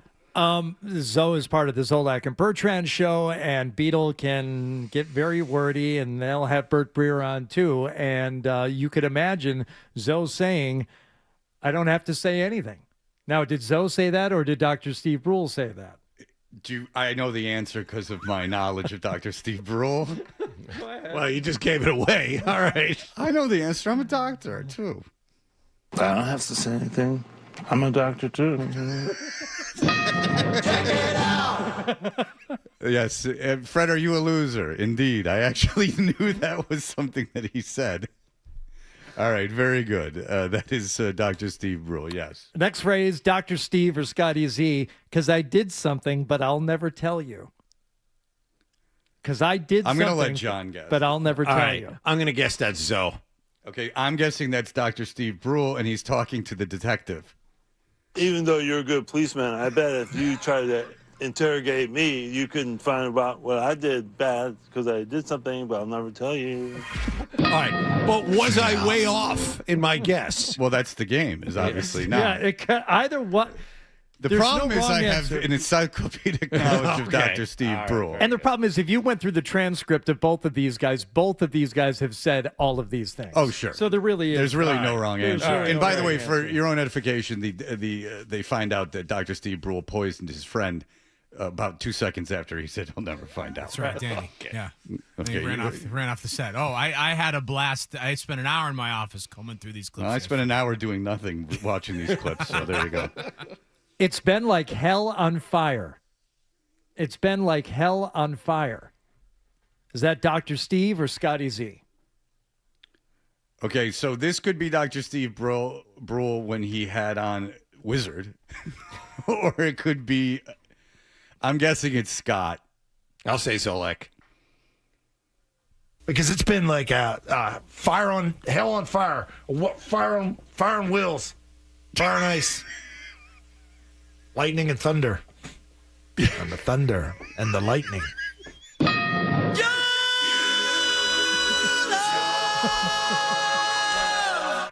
It's almost eerie, and there's similarities. I wonder if Scott has a lawsuit on his hands that he could somehow Sue them for intellectual property. Yeah, his intellectual name, image, and likeness. Name, image, and likeness. No question about it.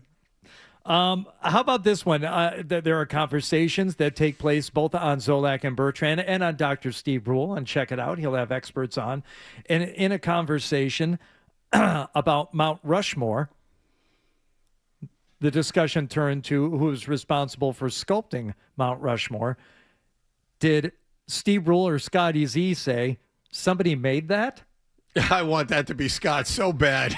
I don't know, but I want that to be Scott. Again, In a discussion relating to Mount Rushmore and the sculptor Mount Rushmore, somebody made that? Okay. Is that Dr. Steve or Scotty Z? It reflects both characters. There's no question. I just think Dr. Steve would not admit to not knowing someone made it. He would just say he knew. Okay. That's a great deduction. Thank you. By the way, her great-grandfather sculpted Mount Rushmore. Come on. True story. And somebody made that? Josie's on a vacation far away. I don't even need to participate anymore. I'm good. God, in like 1820 or whatever, decided to, or 1860, whatever the hell that was made. I would imagine, 1900? I guess, what presidents are on it? I don't even know.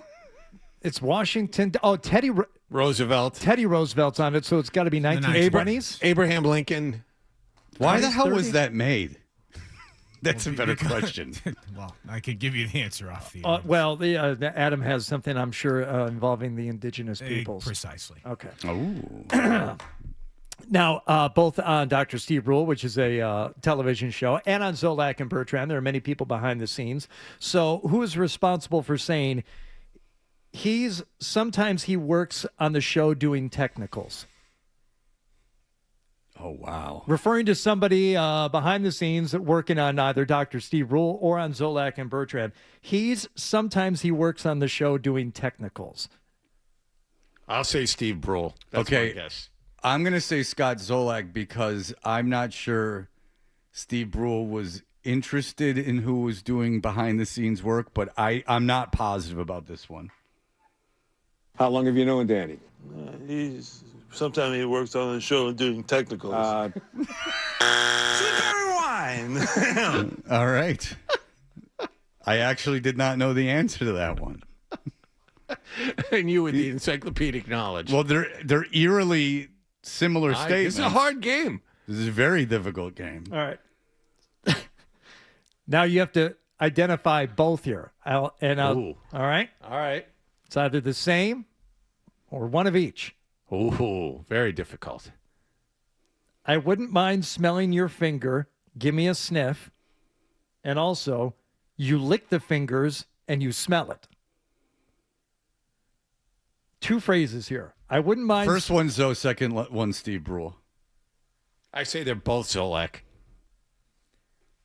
You're both wrong. Oh! We'll start with Dr. Steve Brule. I wouldn't mind smelling your finger. Right. Give me a sniff. Oh, sure. There you go. For your health. And then Scott Zolak is responsible for. Yeah, you lick the fingers, then you smell it. It's on your fingers all day. That's almost unfair. Same subject matter. Yeah. Smelling fingers. Yeah. Last time you asked someone to smell your finger, I'm going to guess it was before Middle school junior situation? year. I'm guessing that was before junior year, certainly. Dr. Steve Brule is, of course, a physician. So you could easily see him saying, you stick a toe in one, you put a thumb in the other. Now, you could also see Scott Zolak saying that. You stick a toe in one, put a thumb in the other. Is that Dr. Steve, or Scotty Z? Well, they're obviously talking about like a natural occurring dike, like the phrase of a physical thing outside, Yes. where there's holes in it. Yes. Jesus, this is hard. Yeah. I'm guessing Zolak. I'll go different. I'll say Steve Brule. Oh, John. You stick a toe in one, you put a thumb in the other, you tongue the other one. What?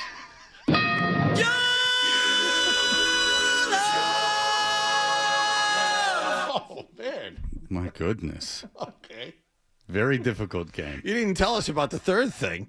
Well, no, that's where the joke. Oh. All right. Who even cares about this stupid show? Now, they're both on shows. Dr. Steve Brule's Check It Out, and Zolak and Bertrand. That's Zoe. Who even cares about this stupid show? Both. Can it be both? I'm sure it is, but I only have one example. Steve Brule. Okay. Who even cares about this stupid show? It's just a bunch of honks watching us anyway. He does hate the hunk. He does hate the hunk. And as the show progressed, hunk got used more and more often.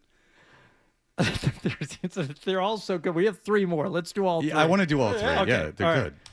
You ever have a wet dream?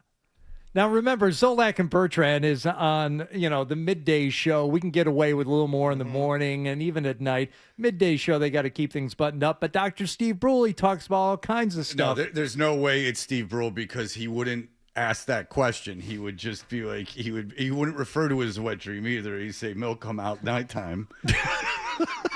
Your deduction skills are off the chart, Fred. Congratulations. Hey, speaking of dreams, you ever have a wet dream? Okay. Tim McCone didn't feel comfortable answering that. By the way, I have never had a wet dream. Really? Never in my entire That's life. too bad. I think I took care of business too soon. And then once that train left the station, there was nothing left. We know that Zoe will sometimes, occasionally, even though it's against rules, have to indulge in some sustenance during the show. So one could easily see him saying this. I had too many potato chips for lunch. Is that okay? Dr. Steve or Scotty Z? He's got it, I think. He's getting the makeup put on his face, and she's putting the ugly meter on him, and he says his skin's real oily. He's had too many potato chips for lunch. I am a very sad human being. I had too many potato chips for lunch. Yeah. Sweet berry wine. Too much of a loser. I'm the real loser in this competition. I know that not only the phrase, but when he used it. Finally, in a discussion about the Marine Corps and celebrating the fighting men and women of the United States Marines, was it Dr. Steve or Scotty Z who said, Semper Fi? As we all know, Semper Fi is the expression used by Marines. Was it Dr. Steve or Scotty Z who said Semper Fi? I'm going to say that's Scott. The reason I'm going to say it's Scott is because Dr. Steve Brule would say Remper Run. Well, here's your answer. It's a birthday for the Marine Corps, right? Today, yeah. Nice. Semper Fi. Josie's on a vacation far away. I'm a little bit scared of prop pets. Unicorns, show ponies. Hot dogs, corn dogs. Hey, what's going on? It's Zoe. I guess simply a dangus. I had so much done, in life, and you weren't even born yet. Fantastic job, gentlemen. Fred, very impressive. Well, it's not very just sad. with your knowledge of Dr. Steve Brule, but your deduction skills. John, you did well also. Thank you. Done. Yes. It is. It's a sign of how addicted to my phone I am. That is all it is. All right. Good job compiling those, gentlemen. It is really quite an interesting character study. We will be back in just a moment. The great Cedric Maxwell will be joining us. I don't have to say anything. I'm a doctor, too.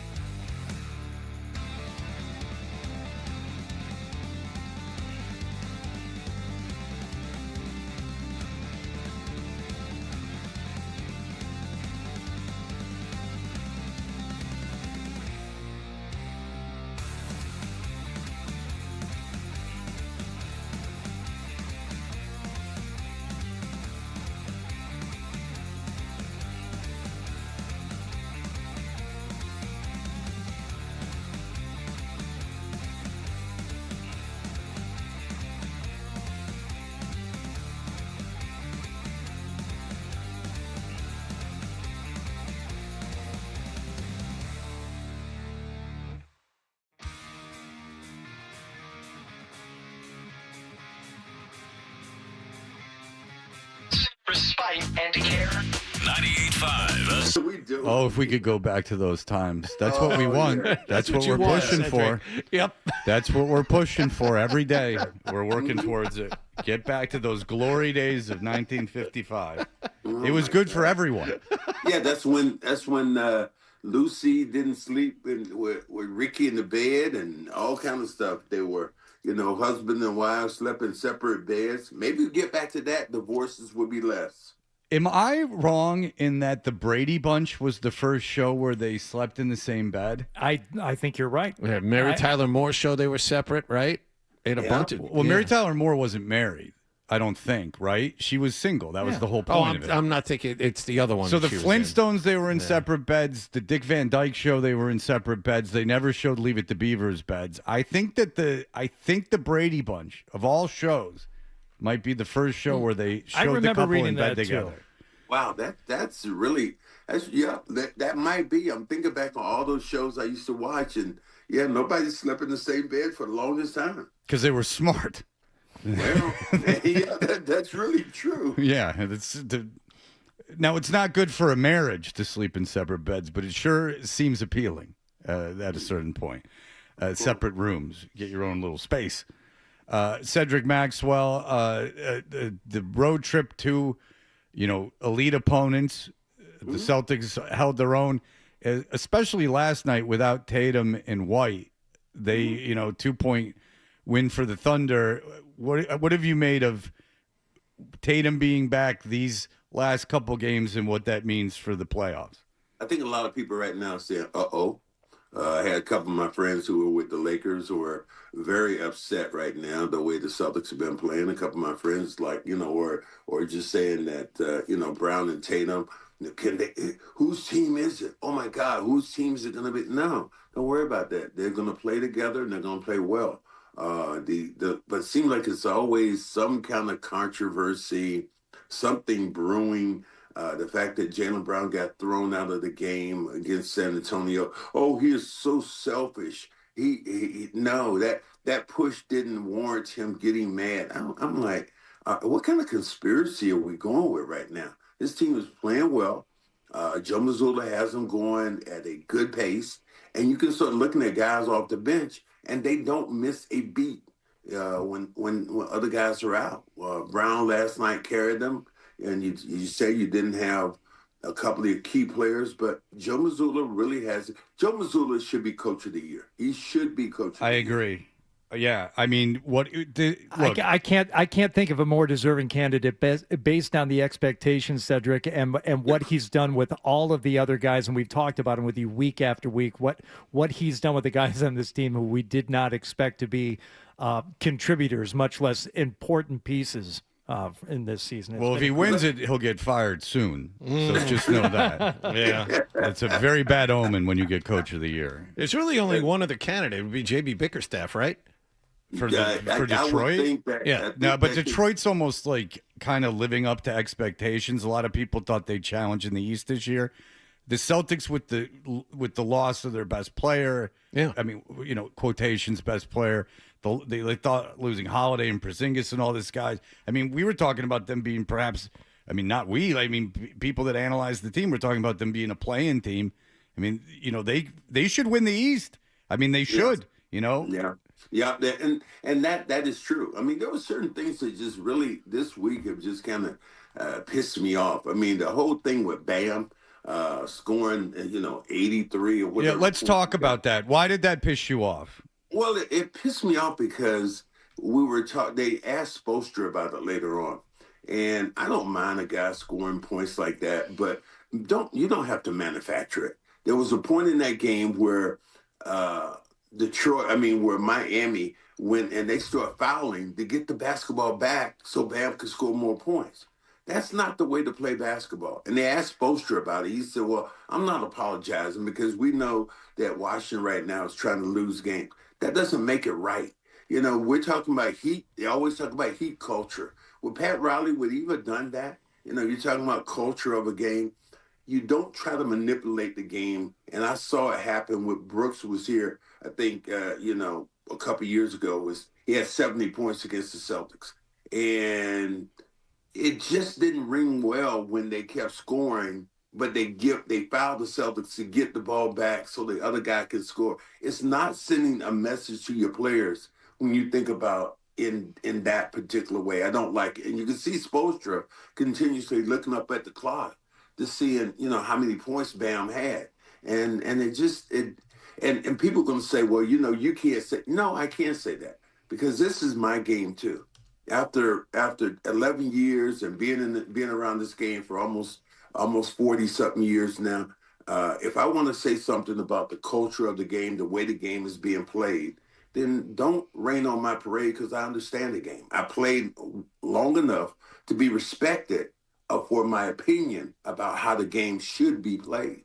I don't know why anyone would have an issue with you talking about it. I mean, if people are calling you out, don't worry. People just emerge out of the hole somewhere and not be aware that you played the game. I think you have a right to talk about the game. I'm just saying, I've heard Spoelstra talk about it. He said, Spoelstra said, and this word I hate to use, Spoelstra doubled down on it. And Spoelstra came back and said, no, I'm not apologizing for the way the game was played and us trying to manufacture points for Bam, essentially. And that to me was like, what? And he's a great coach. Mm-hmm. So at that particular point, sometimes you have to, say, you know what, maybe if I thought about it again, I probably wouldn't have done that. But for him to double down and say that, no, I wanted to do this because Washington is trying to lose games. What does one have to do with the other? Well, I didn't watch the game. I knew when it was going on that he was, because they were even talking about it during other games at halftime.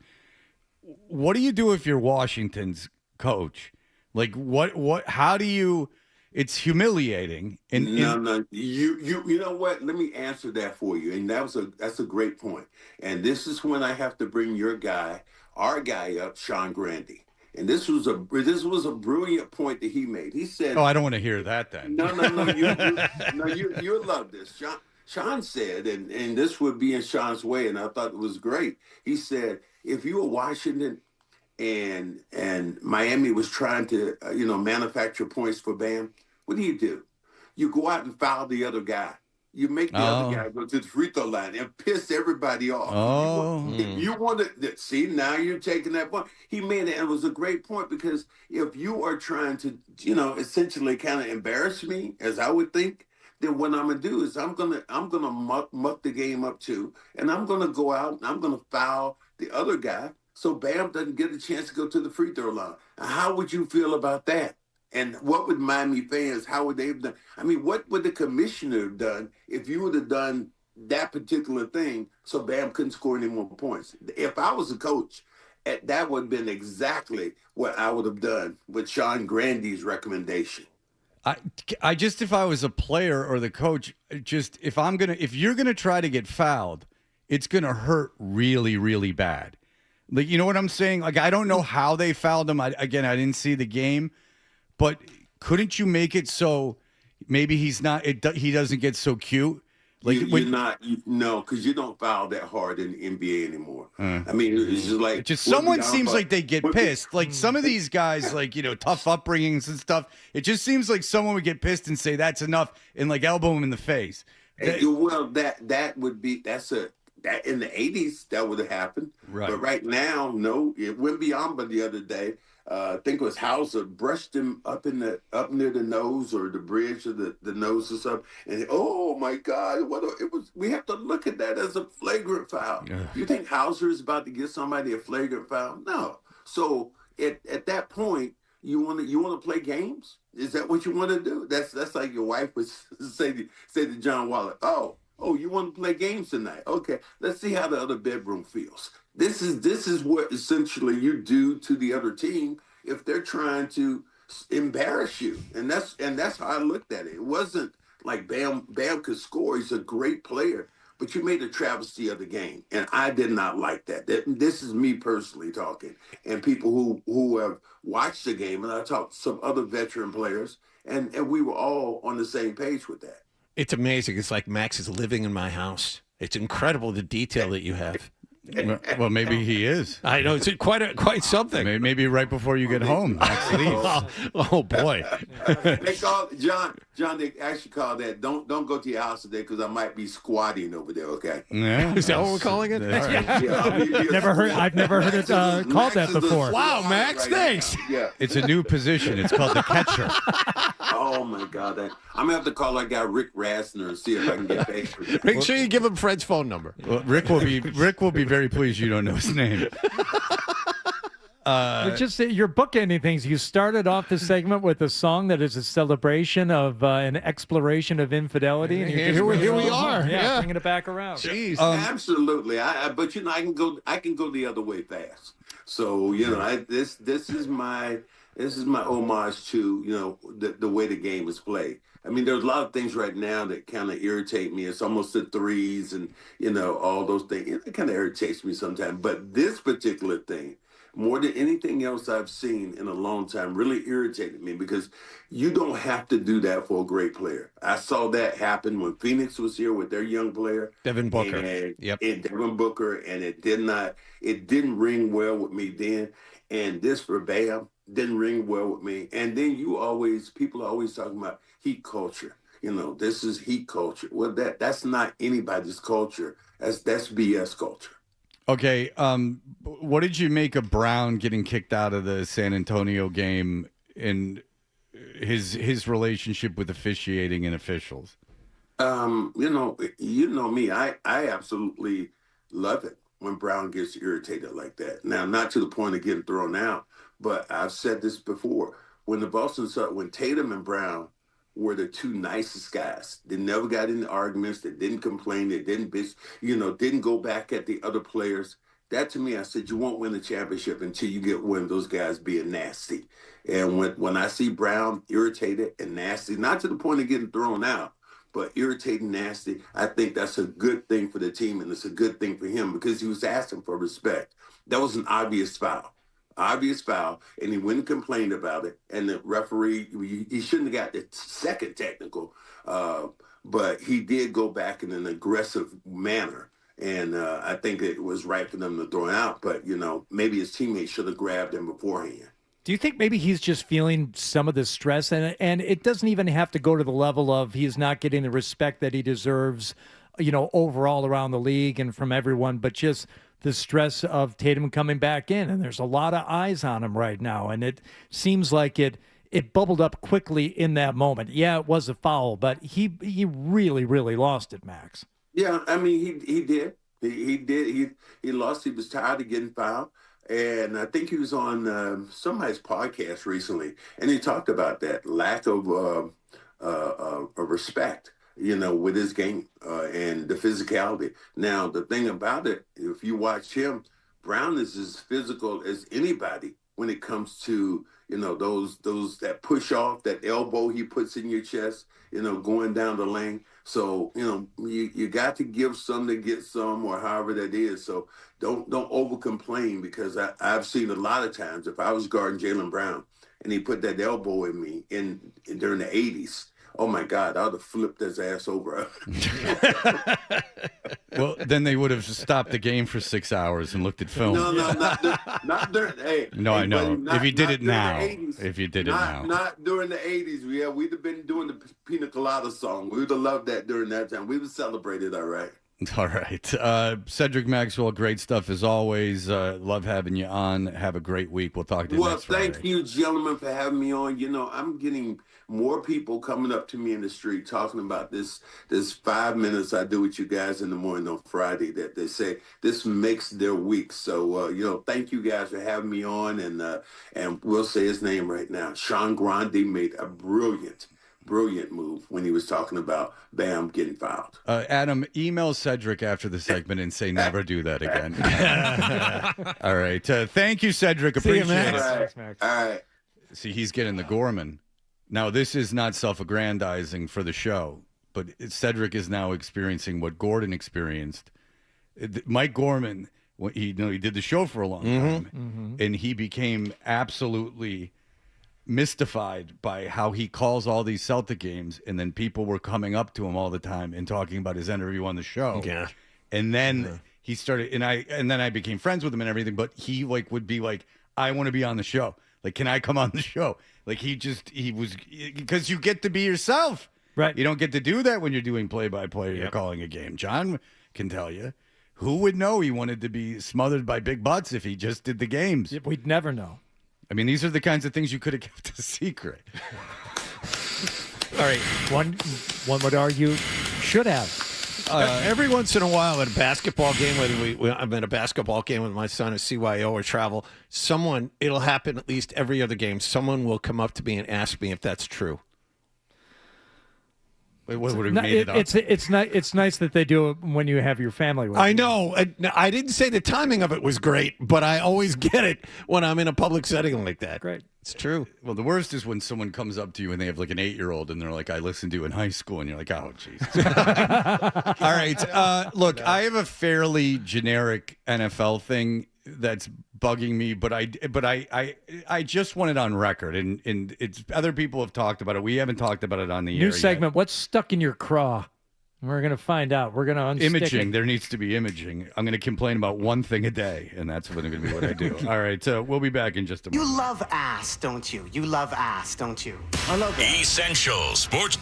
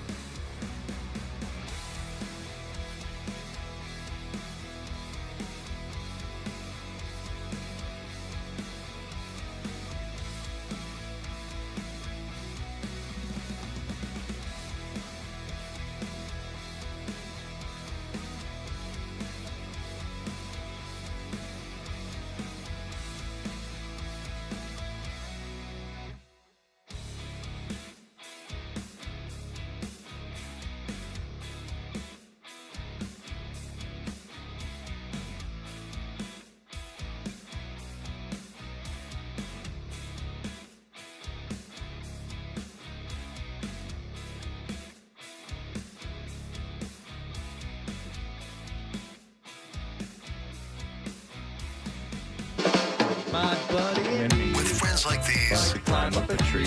You know.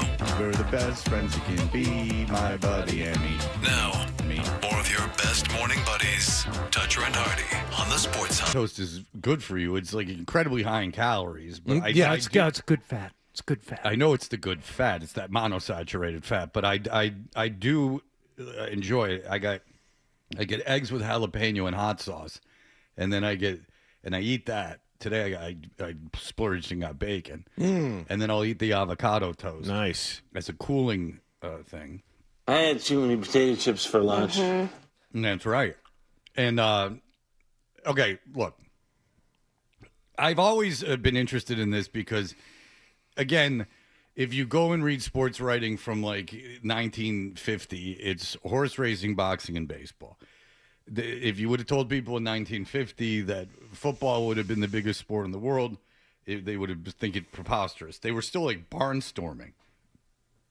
NFL teams were playing college football all-star teams. Like it was a whole situation. They were still playing in weird places back then too, like Green Bay. So the NFL has talked about now playing on Wednesday night, the Wednesday night before Thanksgiving. So conceivably, and and there's still games on Sunday. So conceivably you would have Sunday, Wednesday, Thursday, 3 games on Thursday, then Sunday. And then you also hear about the NFL. They're going to play in Saudi Arabia. Well, not anytime soon now, but like they're going to play in Saudi Arabia. Rarely unchecked greed is not in some way punished. Like it's like having a like an incredibly popular restaurant and then expecting to be the next McDonald's. Like that's not necessarily a guarantee. Part of what makes football, and I'm not alone in this, is the ritual of it. Like part of the reason for its popularity is the ritual of the Sunday.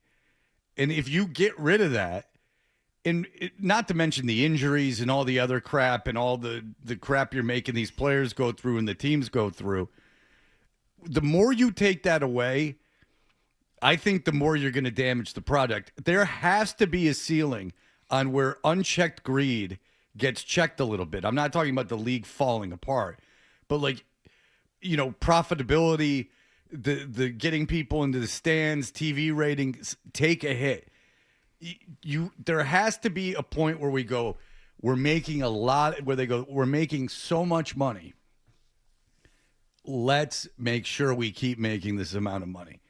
Like when you just go unchecked with things and you just keep overreaching and testing the patience of the public, oftentimes these things are punished. Yeah. Especially in entertainment. But, the owners are now to a point where how many owners are left in the league that were not, uber successful business people first? Not many. There's not many, right? So these guys are all coming from a world of business first, and they're applying those tenets to ownership. Whereas if you're not growing, even if you're still making money and just, treading water and making a ton of money and doing very well, it's not good enough. You have to grow, because if you're not growing and just maintaining, that's just another way of failing. So you would have to break them of that train of thought first in order to get that to happen. Because I agree with you. At some point, there's going to be a saturation point.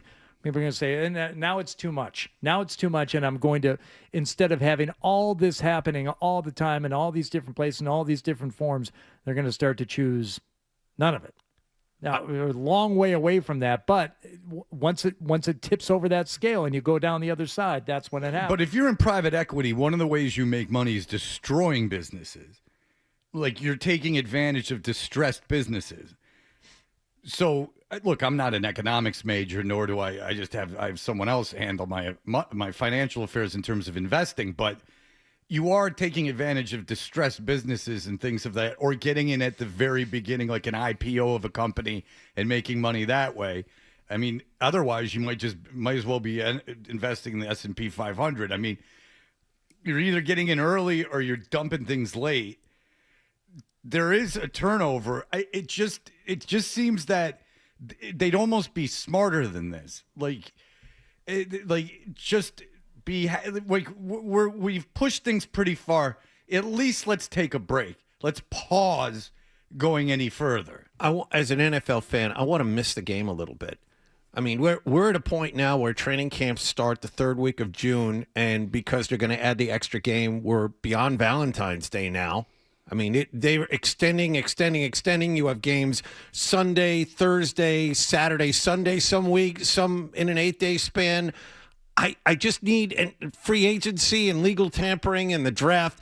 I want to miss the game a little bit. The free agency and all that is a great boon to them because they didn't have to do anything. Right. That's just the popularity of the game. But it's all part of it. But it's the season and the saturation during the season. So we're on the same page with that, is that you do want to miss the game, but think of it more of missing a game on a weekly basis.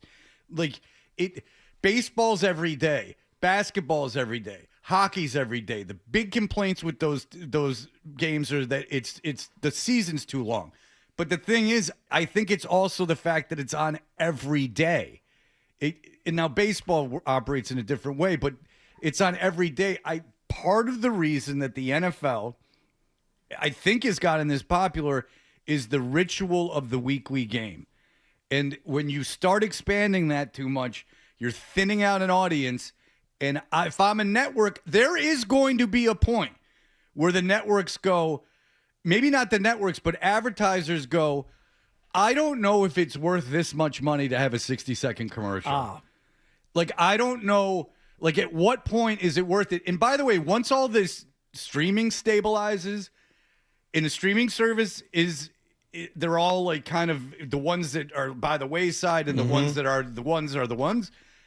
There might be a time where they're like, how much is this even worth to me anymore? And especially when this youngest generation of fans comes of age and they're not used to consuming things that take 3 hours to consume.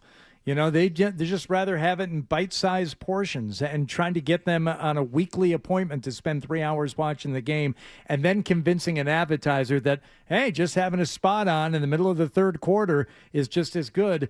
Well, you got to prove it to me. Are people going to be engaged and watching during that whole time? And just very quickly, you know, there's kind of this monopoly on live programming because advertisers want people eyes on the advertisement at one time.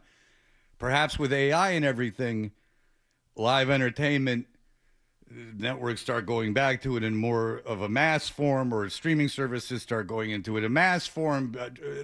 Look out for that in the broadcast industry. Maybe that clogs up the market a little bit. All right, we'll be back in just a moment. Stay tuned for more Toucher and Hardy on the Sports Hub. All right, low testosterone.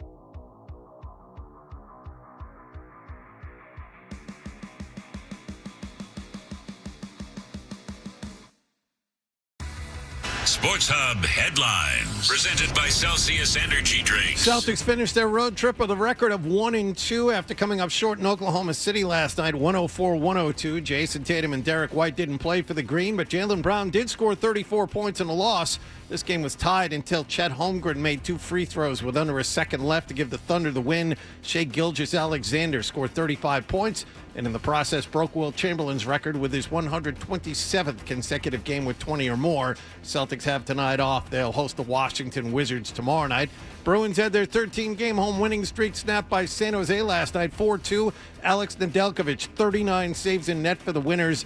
Bruins visit the Washington Capitals tomorrow afternoon. The Red Sox have signed 36-year-old free agent lefty setup man Danny Coulomb. They'll play Tampa Bay as their preseason continues this afternoon. And the U.S. faces Canada tonight in quarterfinals of the World Baseball Classic. Logan Webb will pitch for the American team. Sports Hub headlines are brought to you by Rodenhiser Home Services. You could win a new high-efficiency gas furnace from Rodenhiser if your furnace is 10 years or older, outdated and unreliable. Go to Rodenhiser.com/5 free furnaces to enter. That's Rodenhiser.com/5 free furnaces. No purchase necessary. Rules online. I'm John Wallach on Boston's Home for Sports, 98.5 The Sports Hub. Your next update at 9:30. Free agency update. We have some Patriots breaking news. Three-time Pro Bowl safety Kevin Byard, last with the Chicago Bears, signing with the Patriots, one-year deal, $9 million. I think they've had a good offseason. When free agency breaking news happens, you'll hear it right here. Boston's home for the NFL offseason. 98.5 The Sports Hub. And follow free agency as it happens at 98.5thesportshub.com/offseason. Hey, listen, if you've got to go, we understand, but make sure you bring the Sports Hub app with you so you can hear more of Todger and Hardy. That's what I want on my tombstone. Guy last week gave Hardy a song to play by an Australian band. He had us play it. I don't know why. It was just this generic metal song that was neither here nor there. And we said we didn't like it. So Hardy sees him this morning and he goes, you know what? I told the guys in that Australian band, who I don't know, that I had you guys play it on the radio and that you didn't like it. And then the guy got back to him and said, thanks. He goes, and then I defended you. And then the guy goes, thanks. And Hardy had a great point saying, well, they would have never known we didn't like it if you didn't tell them. So congratulations. You went out of your way to make that guy's day a little bit worse. Yeah, I don't quite know what's going on between you and this band. It sounds a lot like Marsha Brady with Desi Arnaz Jr. when he came to her house and kissed her cheek. She said she'd never wash it again. But he was so happy to have an interaction with this guy, even if it meant... here's what I have to tell you. It's like the guys who go up to Pete Davidson and just in a panic to say something to him, they'll say, 9/11 never happened, even though his dad died in 9/11. Right. Yeah. It's like, well, they just want a connection. Like, well, don't do it that way. Yeah. Again, no one needed to know that we didn't like the song. Right. I mean, I don't care that they know that we didn't like the song. I just don't know why you as a fan felt the need to tell them. But listen. Do what you want to do. Look, we have a very successful contest going on right now. Hardy has got a new Thuppets video. We have puppets made of Nick, Hardy, and I, and then we just found some puppet that looks like John. And those will be up. It's pinned. The first one's pinned on our Instagram page at Toucher and Hardy. If you would like to see the new video, that will be coming out on Monday.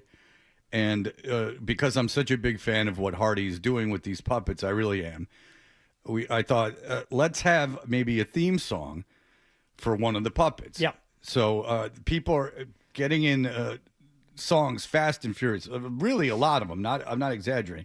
Adam12@bbgi.com. Is there a deadline for submission? The 27th is we're going to stop taking submissions. Okay, because I'm getting emails asking me this. There are details on the contest page. Far away. Yeah, that's a long time. Are you sure? Yeah, it's already in the rules. Yeah. Oh, it's already in the rules? Yeah. 2 weeks. Well, we're not going to play these every day until the 27th. No, I got news for you. And there's so many to sift through. Thank you to everybody who's taken the time to send them in. But, I mean, I've got a bunch more over the weekend I haven't even listened to yet. Yeah. So don't if you send one in, don't think we didn't like it just because we don't play it immediately. There's going to be days where we don't play any of these. Right. I appreciate the content, but that looks, in my estimation, more like 2 weeks from now. And sometimes, there's a song that has just a moment in it, like that little clip there, Fred, a song that somebody submitted about young Nicholas. I think it's worthy of, just the hook. Sometimes just the hook is enough to give you a sense of what the whole song was about. Nick pooped his bed. Poo-poo. Nick pooped his bed. Poo-poo. Nick pooped his bed. Poo-poo. I already know it. Nick pooped his bed. Poo-poo.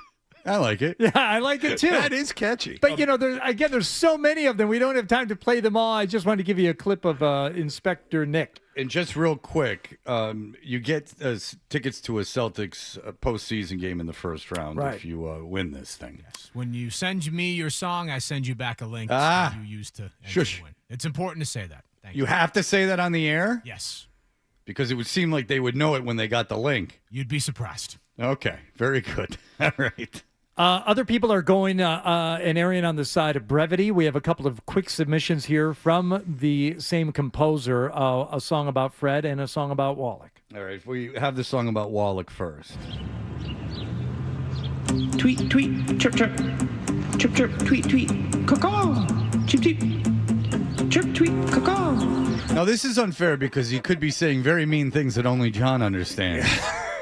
Or really nice things. No, he's good so far. All right, because this is like when Bad Bunny played the halftime show. I knew I didn't understand it, but I knew he was up to something. Well, that's what you get for watching it. I was over on Turning Point watching the real. I had a very nice lady like Kid Rock. give me all these reasons why it was a good thing that he played the halftime show, and I just emailed her back and I go, "You couldn't possibly thought I was being serious."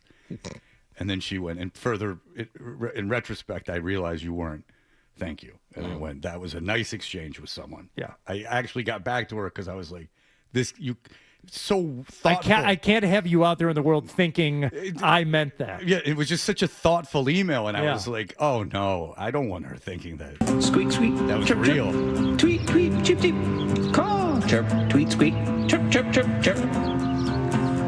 Tweet, tweet, chirp, chirp. Anything changing chirp, here, chirp, John? tweet, No, tweet. you might want to dump that last part. Chirp, chirp, tweet. Dump it. Squawk. But if it's actual ignorance on our part, I don't know if we No, you can't be held. I mean, you can't understand that. But I'm saying 12. You got to put your finger on the dump button. This is we're veering into unsafe waters. Well, Keep us FCC compliant. And I do not want anything flying into the window. All right, here we go. Same guy. This one's about me.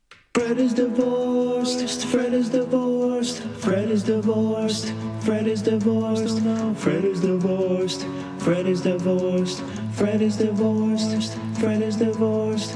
Fred is divorced. Fred is divorced. Fred is divorced. Oh no. Fred is divorced. Oh no. Fred is divorced. Fred is divorced. Fred is divorced. Fred is divorced. Fred is divorced. Oh no. Fred is divorced. Fred is divorced. Oh no. Fred is divorced. Fred is divorced. Oh yeah. If you could get like a single bedroom, like efficiency apartment, and just have my puppet sitting in it with the light low, That could be a winner right there. But you'd have to do some scouting. Yeah, on a futon. We're a long way off. Like on TV. Every divorce guy's this miserable loser in a motel while the wife lives in the house and has the time of her life. I'm not quite sure how that all came up to be. Just a hot plate. Like, how did he end up with nothing? Like, that's what my question is. All right. This is one. Doubling up his vocals on that. Not too sure of himself. Kind of like Dave Grohl on the first Foo Fighters album. He's just trying to beef it up a little. Some would say that was the best Foo Fighters album. John Wallach being celebrated here in a way that we can all understand, not just a series of chirps and squawks. Hi, I'm John Wallach, and I love magic. Wallach, the eagle eyebrows, illegal he has, just one good working ear. What? Shunned his religion glasses for vision Celtics, don't want him calling games. He wears those pleated pants, watches big booties dance. He always steps on jokes, wears the mute button. He is the ancient one, old as the setting sun. Loves to stare out the window as vacation draws near. Hey, where did that Bradle go? John Wallach, Sports Hub headlines. Amy Lawrence made a beeline, dismissed from Camp Young Judea. Maybe he's the Ayatollah, big gap tooth, tumor juice. He cooks shrimp scampi. Hi, my name is what? My name is John Wallach. Oh, I mean, that's a really, P1. That's fantastic. That's a guy who was listening from the beginning. Yes. That's 16 years of hard work there. The song choice in the lyrics, that's the best one we've gotten. Oh, that's really good. Now, it would almost be unfair if the MASH one won over that, because the MASH one did not put any of that effort into it. But those are the two leaders as far as now listen, I'm only one vote, but those are the two leaders so far as I'm concerned. Let's see if that changed. This is another Nick song for the Nick Thuppet. Here we go. I got a bad heart. I should be dead. I'm useless. Took a pay cut to watch my son. I ain't happy. Just had a kid. I'm estranged from my own dad. I'm useless. Took a pay cut to watch my son, to watch my son, to watch my son, to watch my son, to watch my son. Finally, someone let me answer the phones. I got big glutes. LBF won't leave me alone. Yeah, I work on the radio. Say I produce for the Toucher and Ari show. Bet you guess that my name is Nick. In the I in Jameli, it stands for Irish. It's excellent. I like that one too. And the best part is it goes, I'm in the real song, he goes, I'm useless, but not for long. So just useless, and he just goes useless. And that silence Killed me. And that's actually very, like, not to get geeky about it, but that's actually like very difficult to do comedically. He just realized that just to leave out that part and not fill it with words. Yes. All right. And our final submission for today that we're playing. Now, listen, just because we haven't played your submission doesn't mean we don't like it or it won't be played or that it can't win. Now, I remember hearing this and knowing it and agreeing that it should be utilized, but I can't remember what it was, which leads me to believe it's hurtful. And maybe I've blocked it out. Okay, so this one is about Hardy. All right, here we go.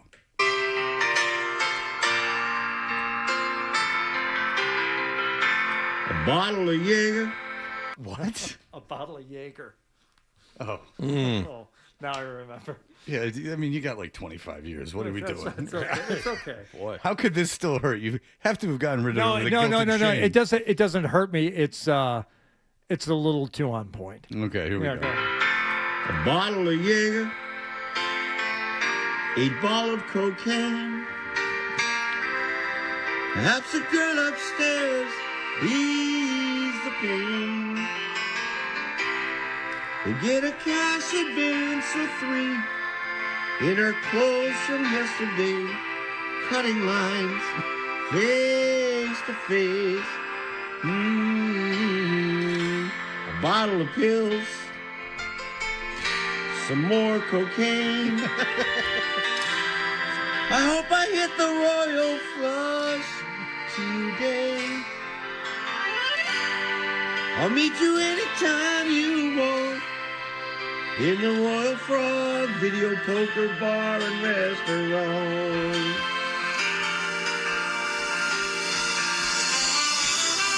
Now, is that, first of all, I like that it's not about me. Yeah. Now, is that New York State of Mind? No, or is it that's Scenes from Italian Restaurant? That's Scenes from Italian Restaurant. Yeah. Yes. So that is about, if you don't know about that, that's a very inside-y one.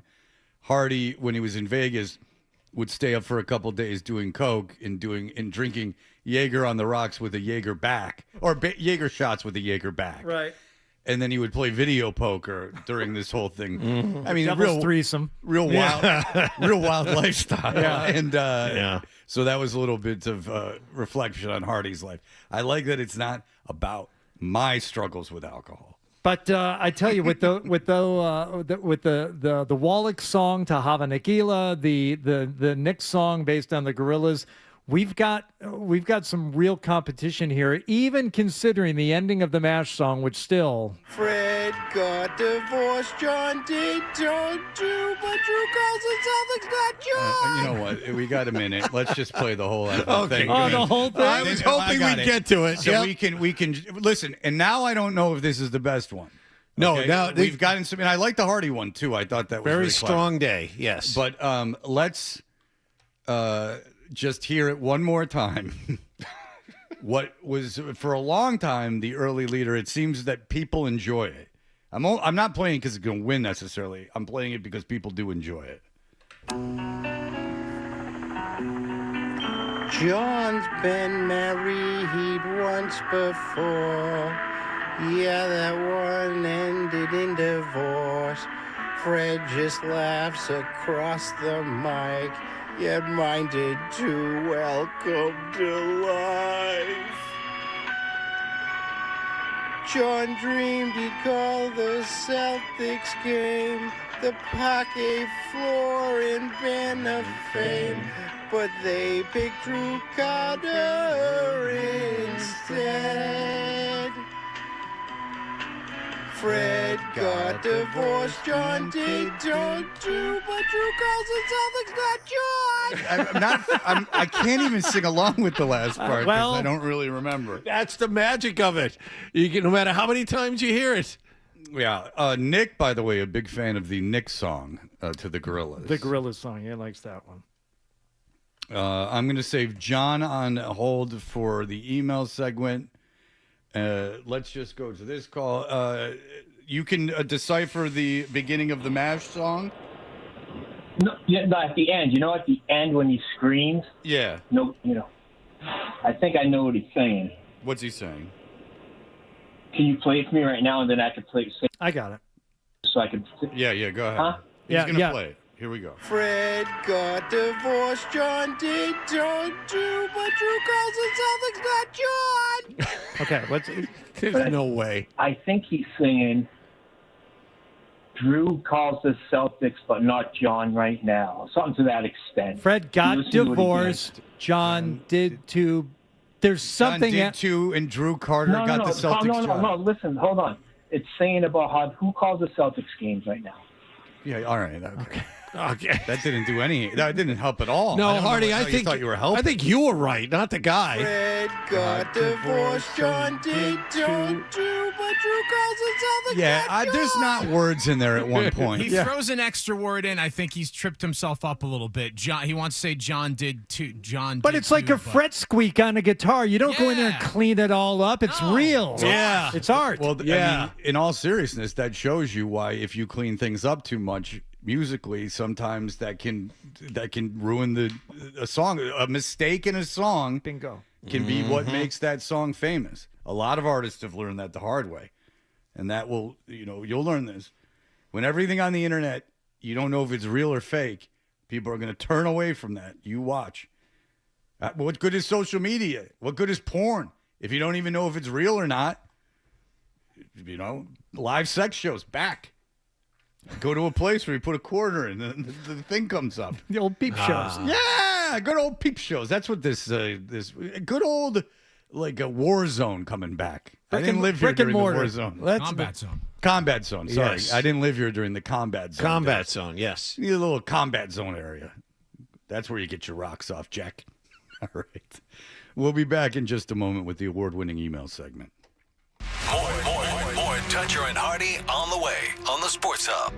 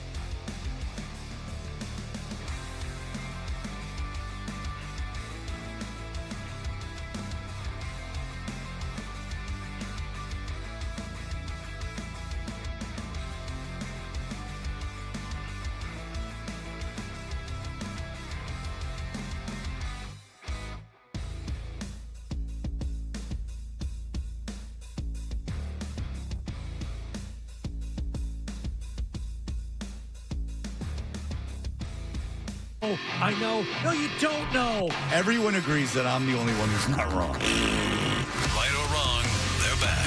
Toucher and Hardy on the Sports Hub. You know, I got an idea for a bit. The email bit. We should do the email bit. It's a great idea. Let's do the email bit. Yeah, it's the award-winning email bit. If you would like to get in touch with us, just look up our emails, you dingus. And something going around the internet now is me picking my nose. Oh, yeah? That was when George left the YouTube on. Oh, boy. Which I was making the statement to George. We've since made up. I got legitimately mad at him. I should not have probably have yelled at him on the air.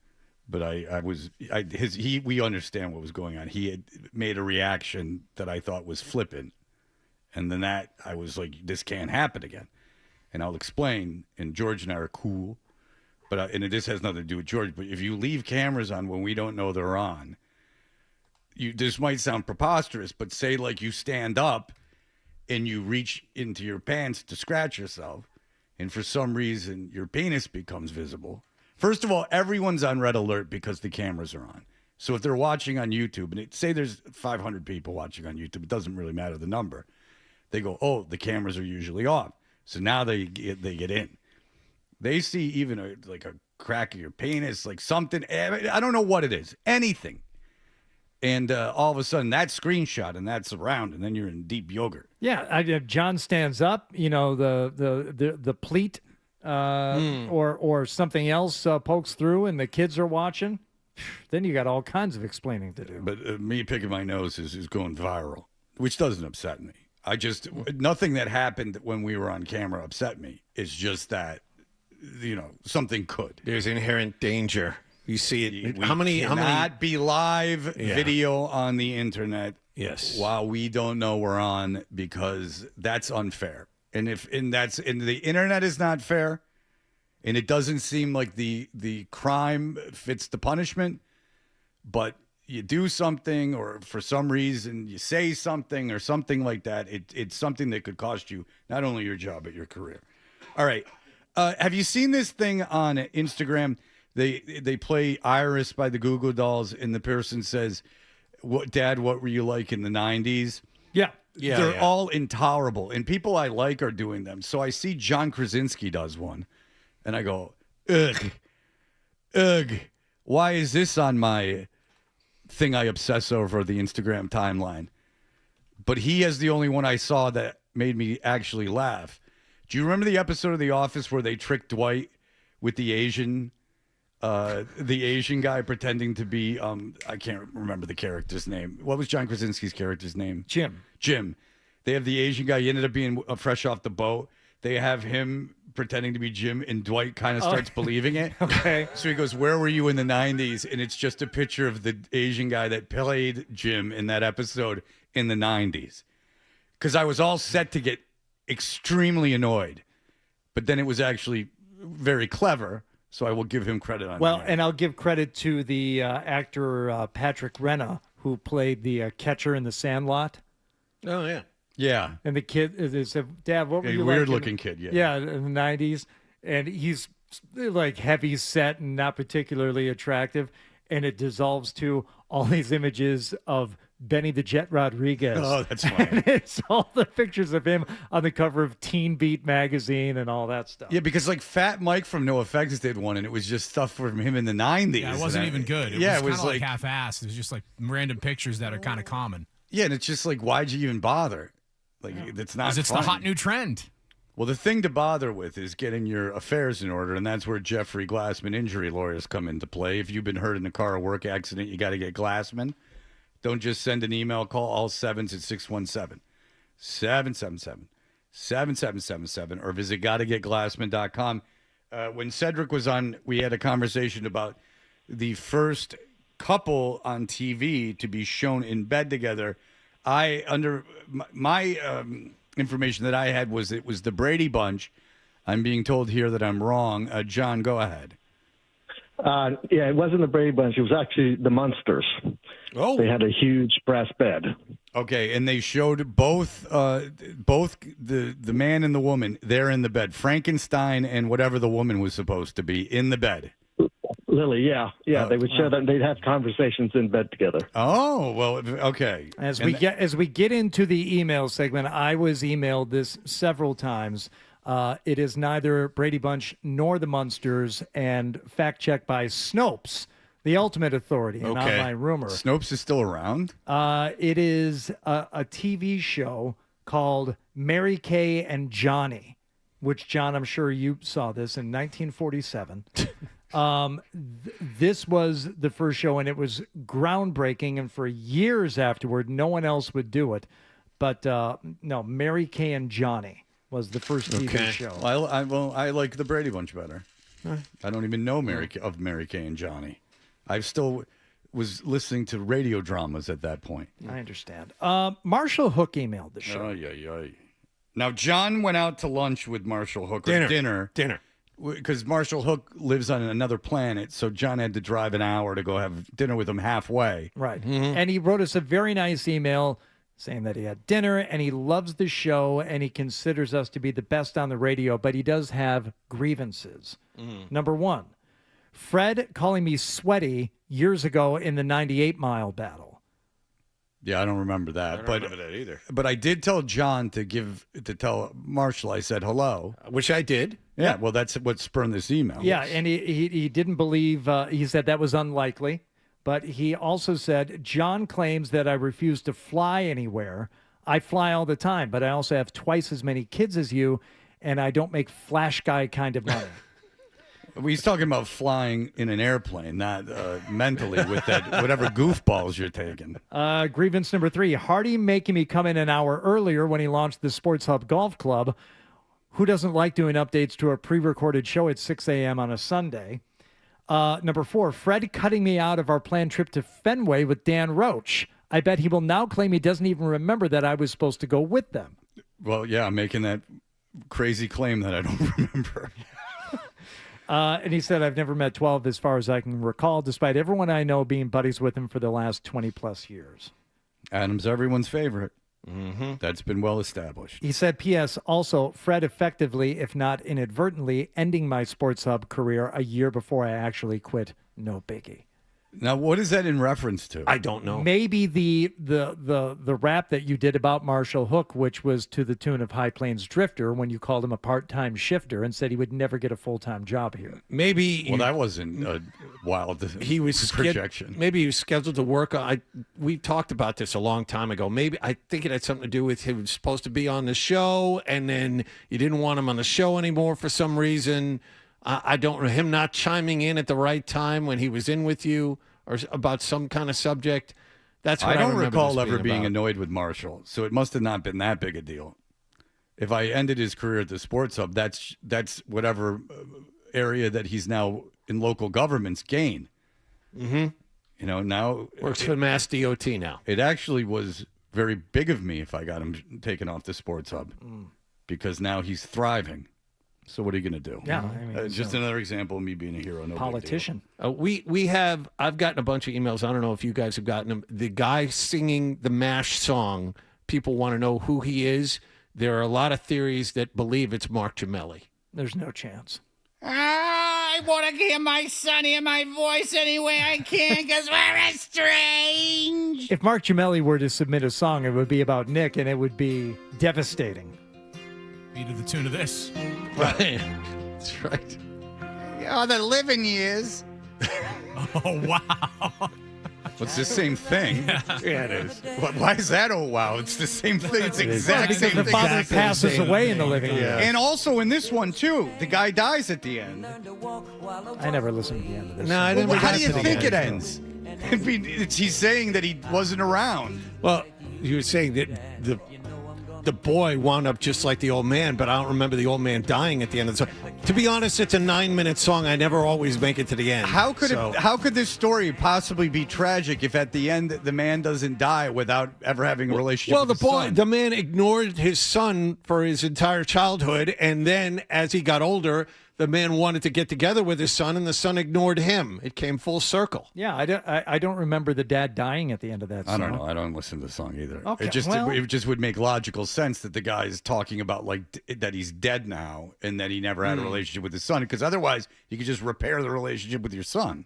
Well, he tried, and the son wanted nothing to do with it. Then try he was again. Ignored later. Then try again. That's the kind of thing that you could. Then the song is 16 minutes, Fred, and no one listens to it. You know, that's never necessarily over. I mean, you can always try again. Apparently, Harry Chapin didn't get that far. I don't know what to tell you. Yeah, there's no finality to that. Just because your kid doesn't want to talk to you doesn't mean you couldn't try to branch that out in some fashion. I think they would be prone eventually to relent. You might not be best friends, but they talk to you, certainly.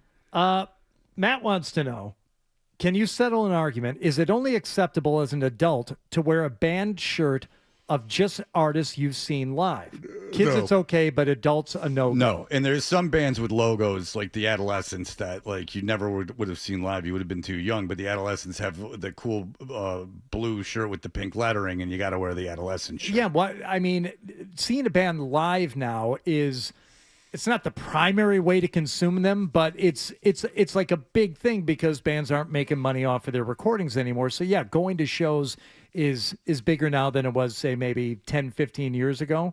But still, if you like a band and you never saw them live, you just want to wear their shirt, I think it's okay. Yeah, and I mean, some bands' logos are really good, but be careful because you could be like that one DJ that thought he was being all punk rock by wearing the Screwdriver shirt. Oh, no. And he didn't realize that they were a white supremacist band, the most famous of all white supremacist bands. Yeah. And he didn't even manage. He just went, this looks punk rock. I'm going to put this on. So instead of the thousands of punk rock bands he could have he chose Screwdriver. Along those lines, Sarah emailed in, you guys are killing it this week with Masters Invitee or White Supremacy, and this morning's Dr. Steve or Scotty Z.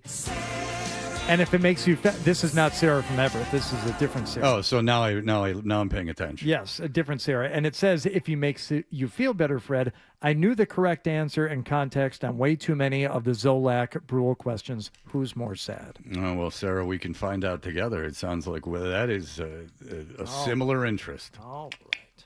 You know what I'm saying? Okay. You know what I'm saying, Sarah? Finally, love everyone on the show. Thanks. That's it. Okay, we'll be back. But my idolization of Adam 12 is in limbo since Fred relied on him for his tote bag related knowledge, and he confirmed Elizabeth Stewart Gardner Museum when it is. No, Isabella. That's what I added the Stewart into it. Yeah, I was wrong. Yeah. I was wrong there. He added the correct thing. Fred had said Isabella Gardner, and I might have said Elizabeth Gardner. And it's no, it said then Hardy was responsible for compounding the Elizabeth part, and that threw everyone off. That's from Dave. My apologies. But with my mother in town this weekend, I'm almost certain an Isabella Stewart Gardner Museum trip. Oh, will be in good the for works. you. Indeed. Are they? Nah, maybe they went last time they were here. Not a comfortable house to live in, it doesn't look like. And also, it just shows you, if this is supposed to be this world's great art collection, there's no real vibe that has to be. You don't have to kind of sit with any kind of vibe because they're just thrown up all over the place. It's kind of willy-nilly. Yeah, whimsy. Yeah. It's not like a cool, German place where they just have one book and one painting in a white room. And you're like, all right, this is all arty. This is just a bunch of brass frames littered all over the place. Like some pack rat, some rich pack rat. Let's go to that rich pack rat place. Yeah, that's what I'm talking about. Obviously, she was a diseased hoarder. She wore a veil all the time, too, like a weirdo. Maybe it was COVID. Oh, maybe she knew. Maybe she knew what was in store. All right, we'll be back in just a moment. Here are the headlines. Essential.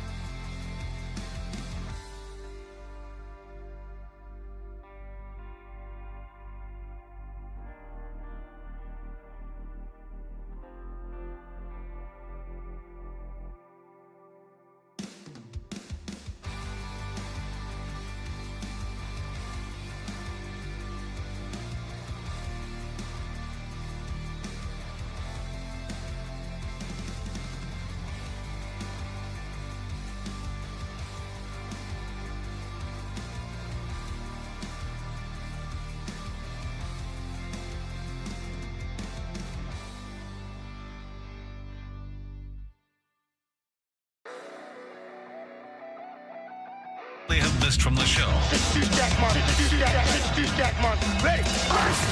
It's time for The Stack on Toucher and Hardy. All right, we are Toucher and Hardy. Hardy, what did we not get to? I know. Oh, we do the Adam thing. Yeah, we can get to that at the end. I just want to share with you something that's very sad. Morrissey had to cancel his show. I saw this, yeah. In Spain. He was supposed to perform yesterday. And this is after he had already canceled his show in California due to an adverse reaction to a prescription medication. This one, most recently, has been canceled because here's the quote from the statement. Tonight's scheduled show in Valencia has been rendered impossible due to sleep deprivation. Morrissey drove from Milan to Valencia but has been unable to rest in Valencia due to noise. The show is not canceled. Circumstances render the show impossible. In another message, Morrissey said it was because of festival noise, loud techno singing, and megaphone announcements. The statement read, "The experience has left Morrissey in a catatonic state, and it will take him a year to recover." That almost is better than the show. Like if you had tickets to that and that's the statement, I mean, you get your money back. I'd imagine that's almost better. That's a more Morrissey experience than seeing Morrissey, I'd imagine. He described the situation as an indescribable hell. It will take me 1 year to recover, and that is an understatement. I've decided that 1 year to recover from your noise. I will give it 365 days before I return. You got to give him credit. He never gets to the level of realizing how ridiculous all this is. I think he kind of realizes it. I don't think he does. I think his pretentiousness is at an inhuman level, and his whole how would you ever expect me to perform now after the night that I just had? He released a song a few years ago called "Spent the Day in Bed," and somebody said that's like Bruce Springsteen releasing a song called "The Car is a Metaphor for American Life." Like, yeah, it's but duh. Then, we know. But I'll never get tired of seeing pictures of like LA Latino gang members, like legit gang members sobbing, male gang members sobbing in front of the stage while Morrissey performs. Mm-hmm. Yeah. It's like, you know who was a punk? Thing. Do you know who was a LA punk? This is going around the internet in the early 80s. Like a full-on Circle Jerks, a huge Circle Jerks fan. George Lopez. Oh. Wow. Well, there was that big East LA scene back then with all those bands. I've heard George Lopez doing some stand-up that I thought was actually quite good. Yeah, you can't really blame guys when they were on a crappy sitcom. Yeah. Because, like, it's not, like, what are they going to do? They're taking the money. Like, not everything. Yeah. Not that George. George and I have made up. George and I have made up. I heard it this morning, man. Did you hear the game this morning? I didn't hear the game. When did you guys? I was waiting. When did you guys do it? 8 o'clock. Would you have the blowing barbecue? I'm John Riley. I'm gonna be a cowboy today. Get you all the fixings, all the sides. Can you imagine? I wonder if Zoe could win his own game. What? I don't think so. Why? No chance. Is it Dr. Steve? He doesn't have headphones. Do you know who Dr. Steve Brule is? John C. Reilly's character online? Okay. Well, he's a doctor of sorts. Oh. But if I gave you a phrase, could you remember if you said it or Sure. Dr. Steve Brule said it? Absolutely. Okay. You stick a toe in one, you put a thumb in the other. That's me. That is correct. Yeah, Wow. Photographic memory. You stick a toe in one, you put a thumb in the other. Yeah. You tongue the other one. All right, play him a Steve Brule thing to get him, just let him know the context of it. All right. Even though you're a good policeman, I bet if you tried to interrogate me, you couldn't find out what I did bad because I did something, but I'll never tell you. All right, very good. It was a warm-hearted potato chips for lunch. I was saying how Nice. when you're out in public, there's no one more popular. No, than hey, Scott Zolak. George, my man, good job today, buddy.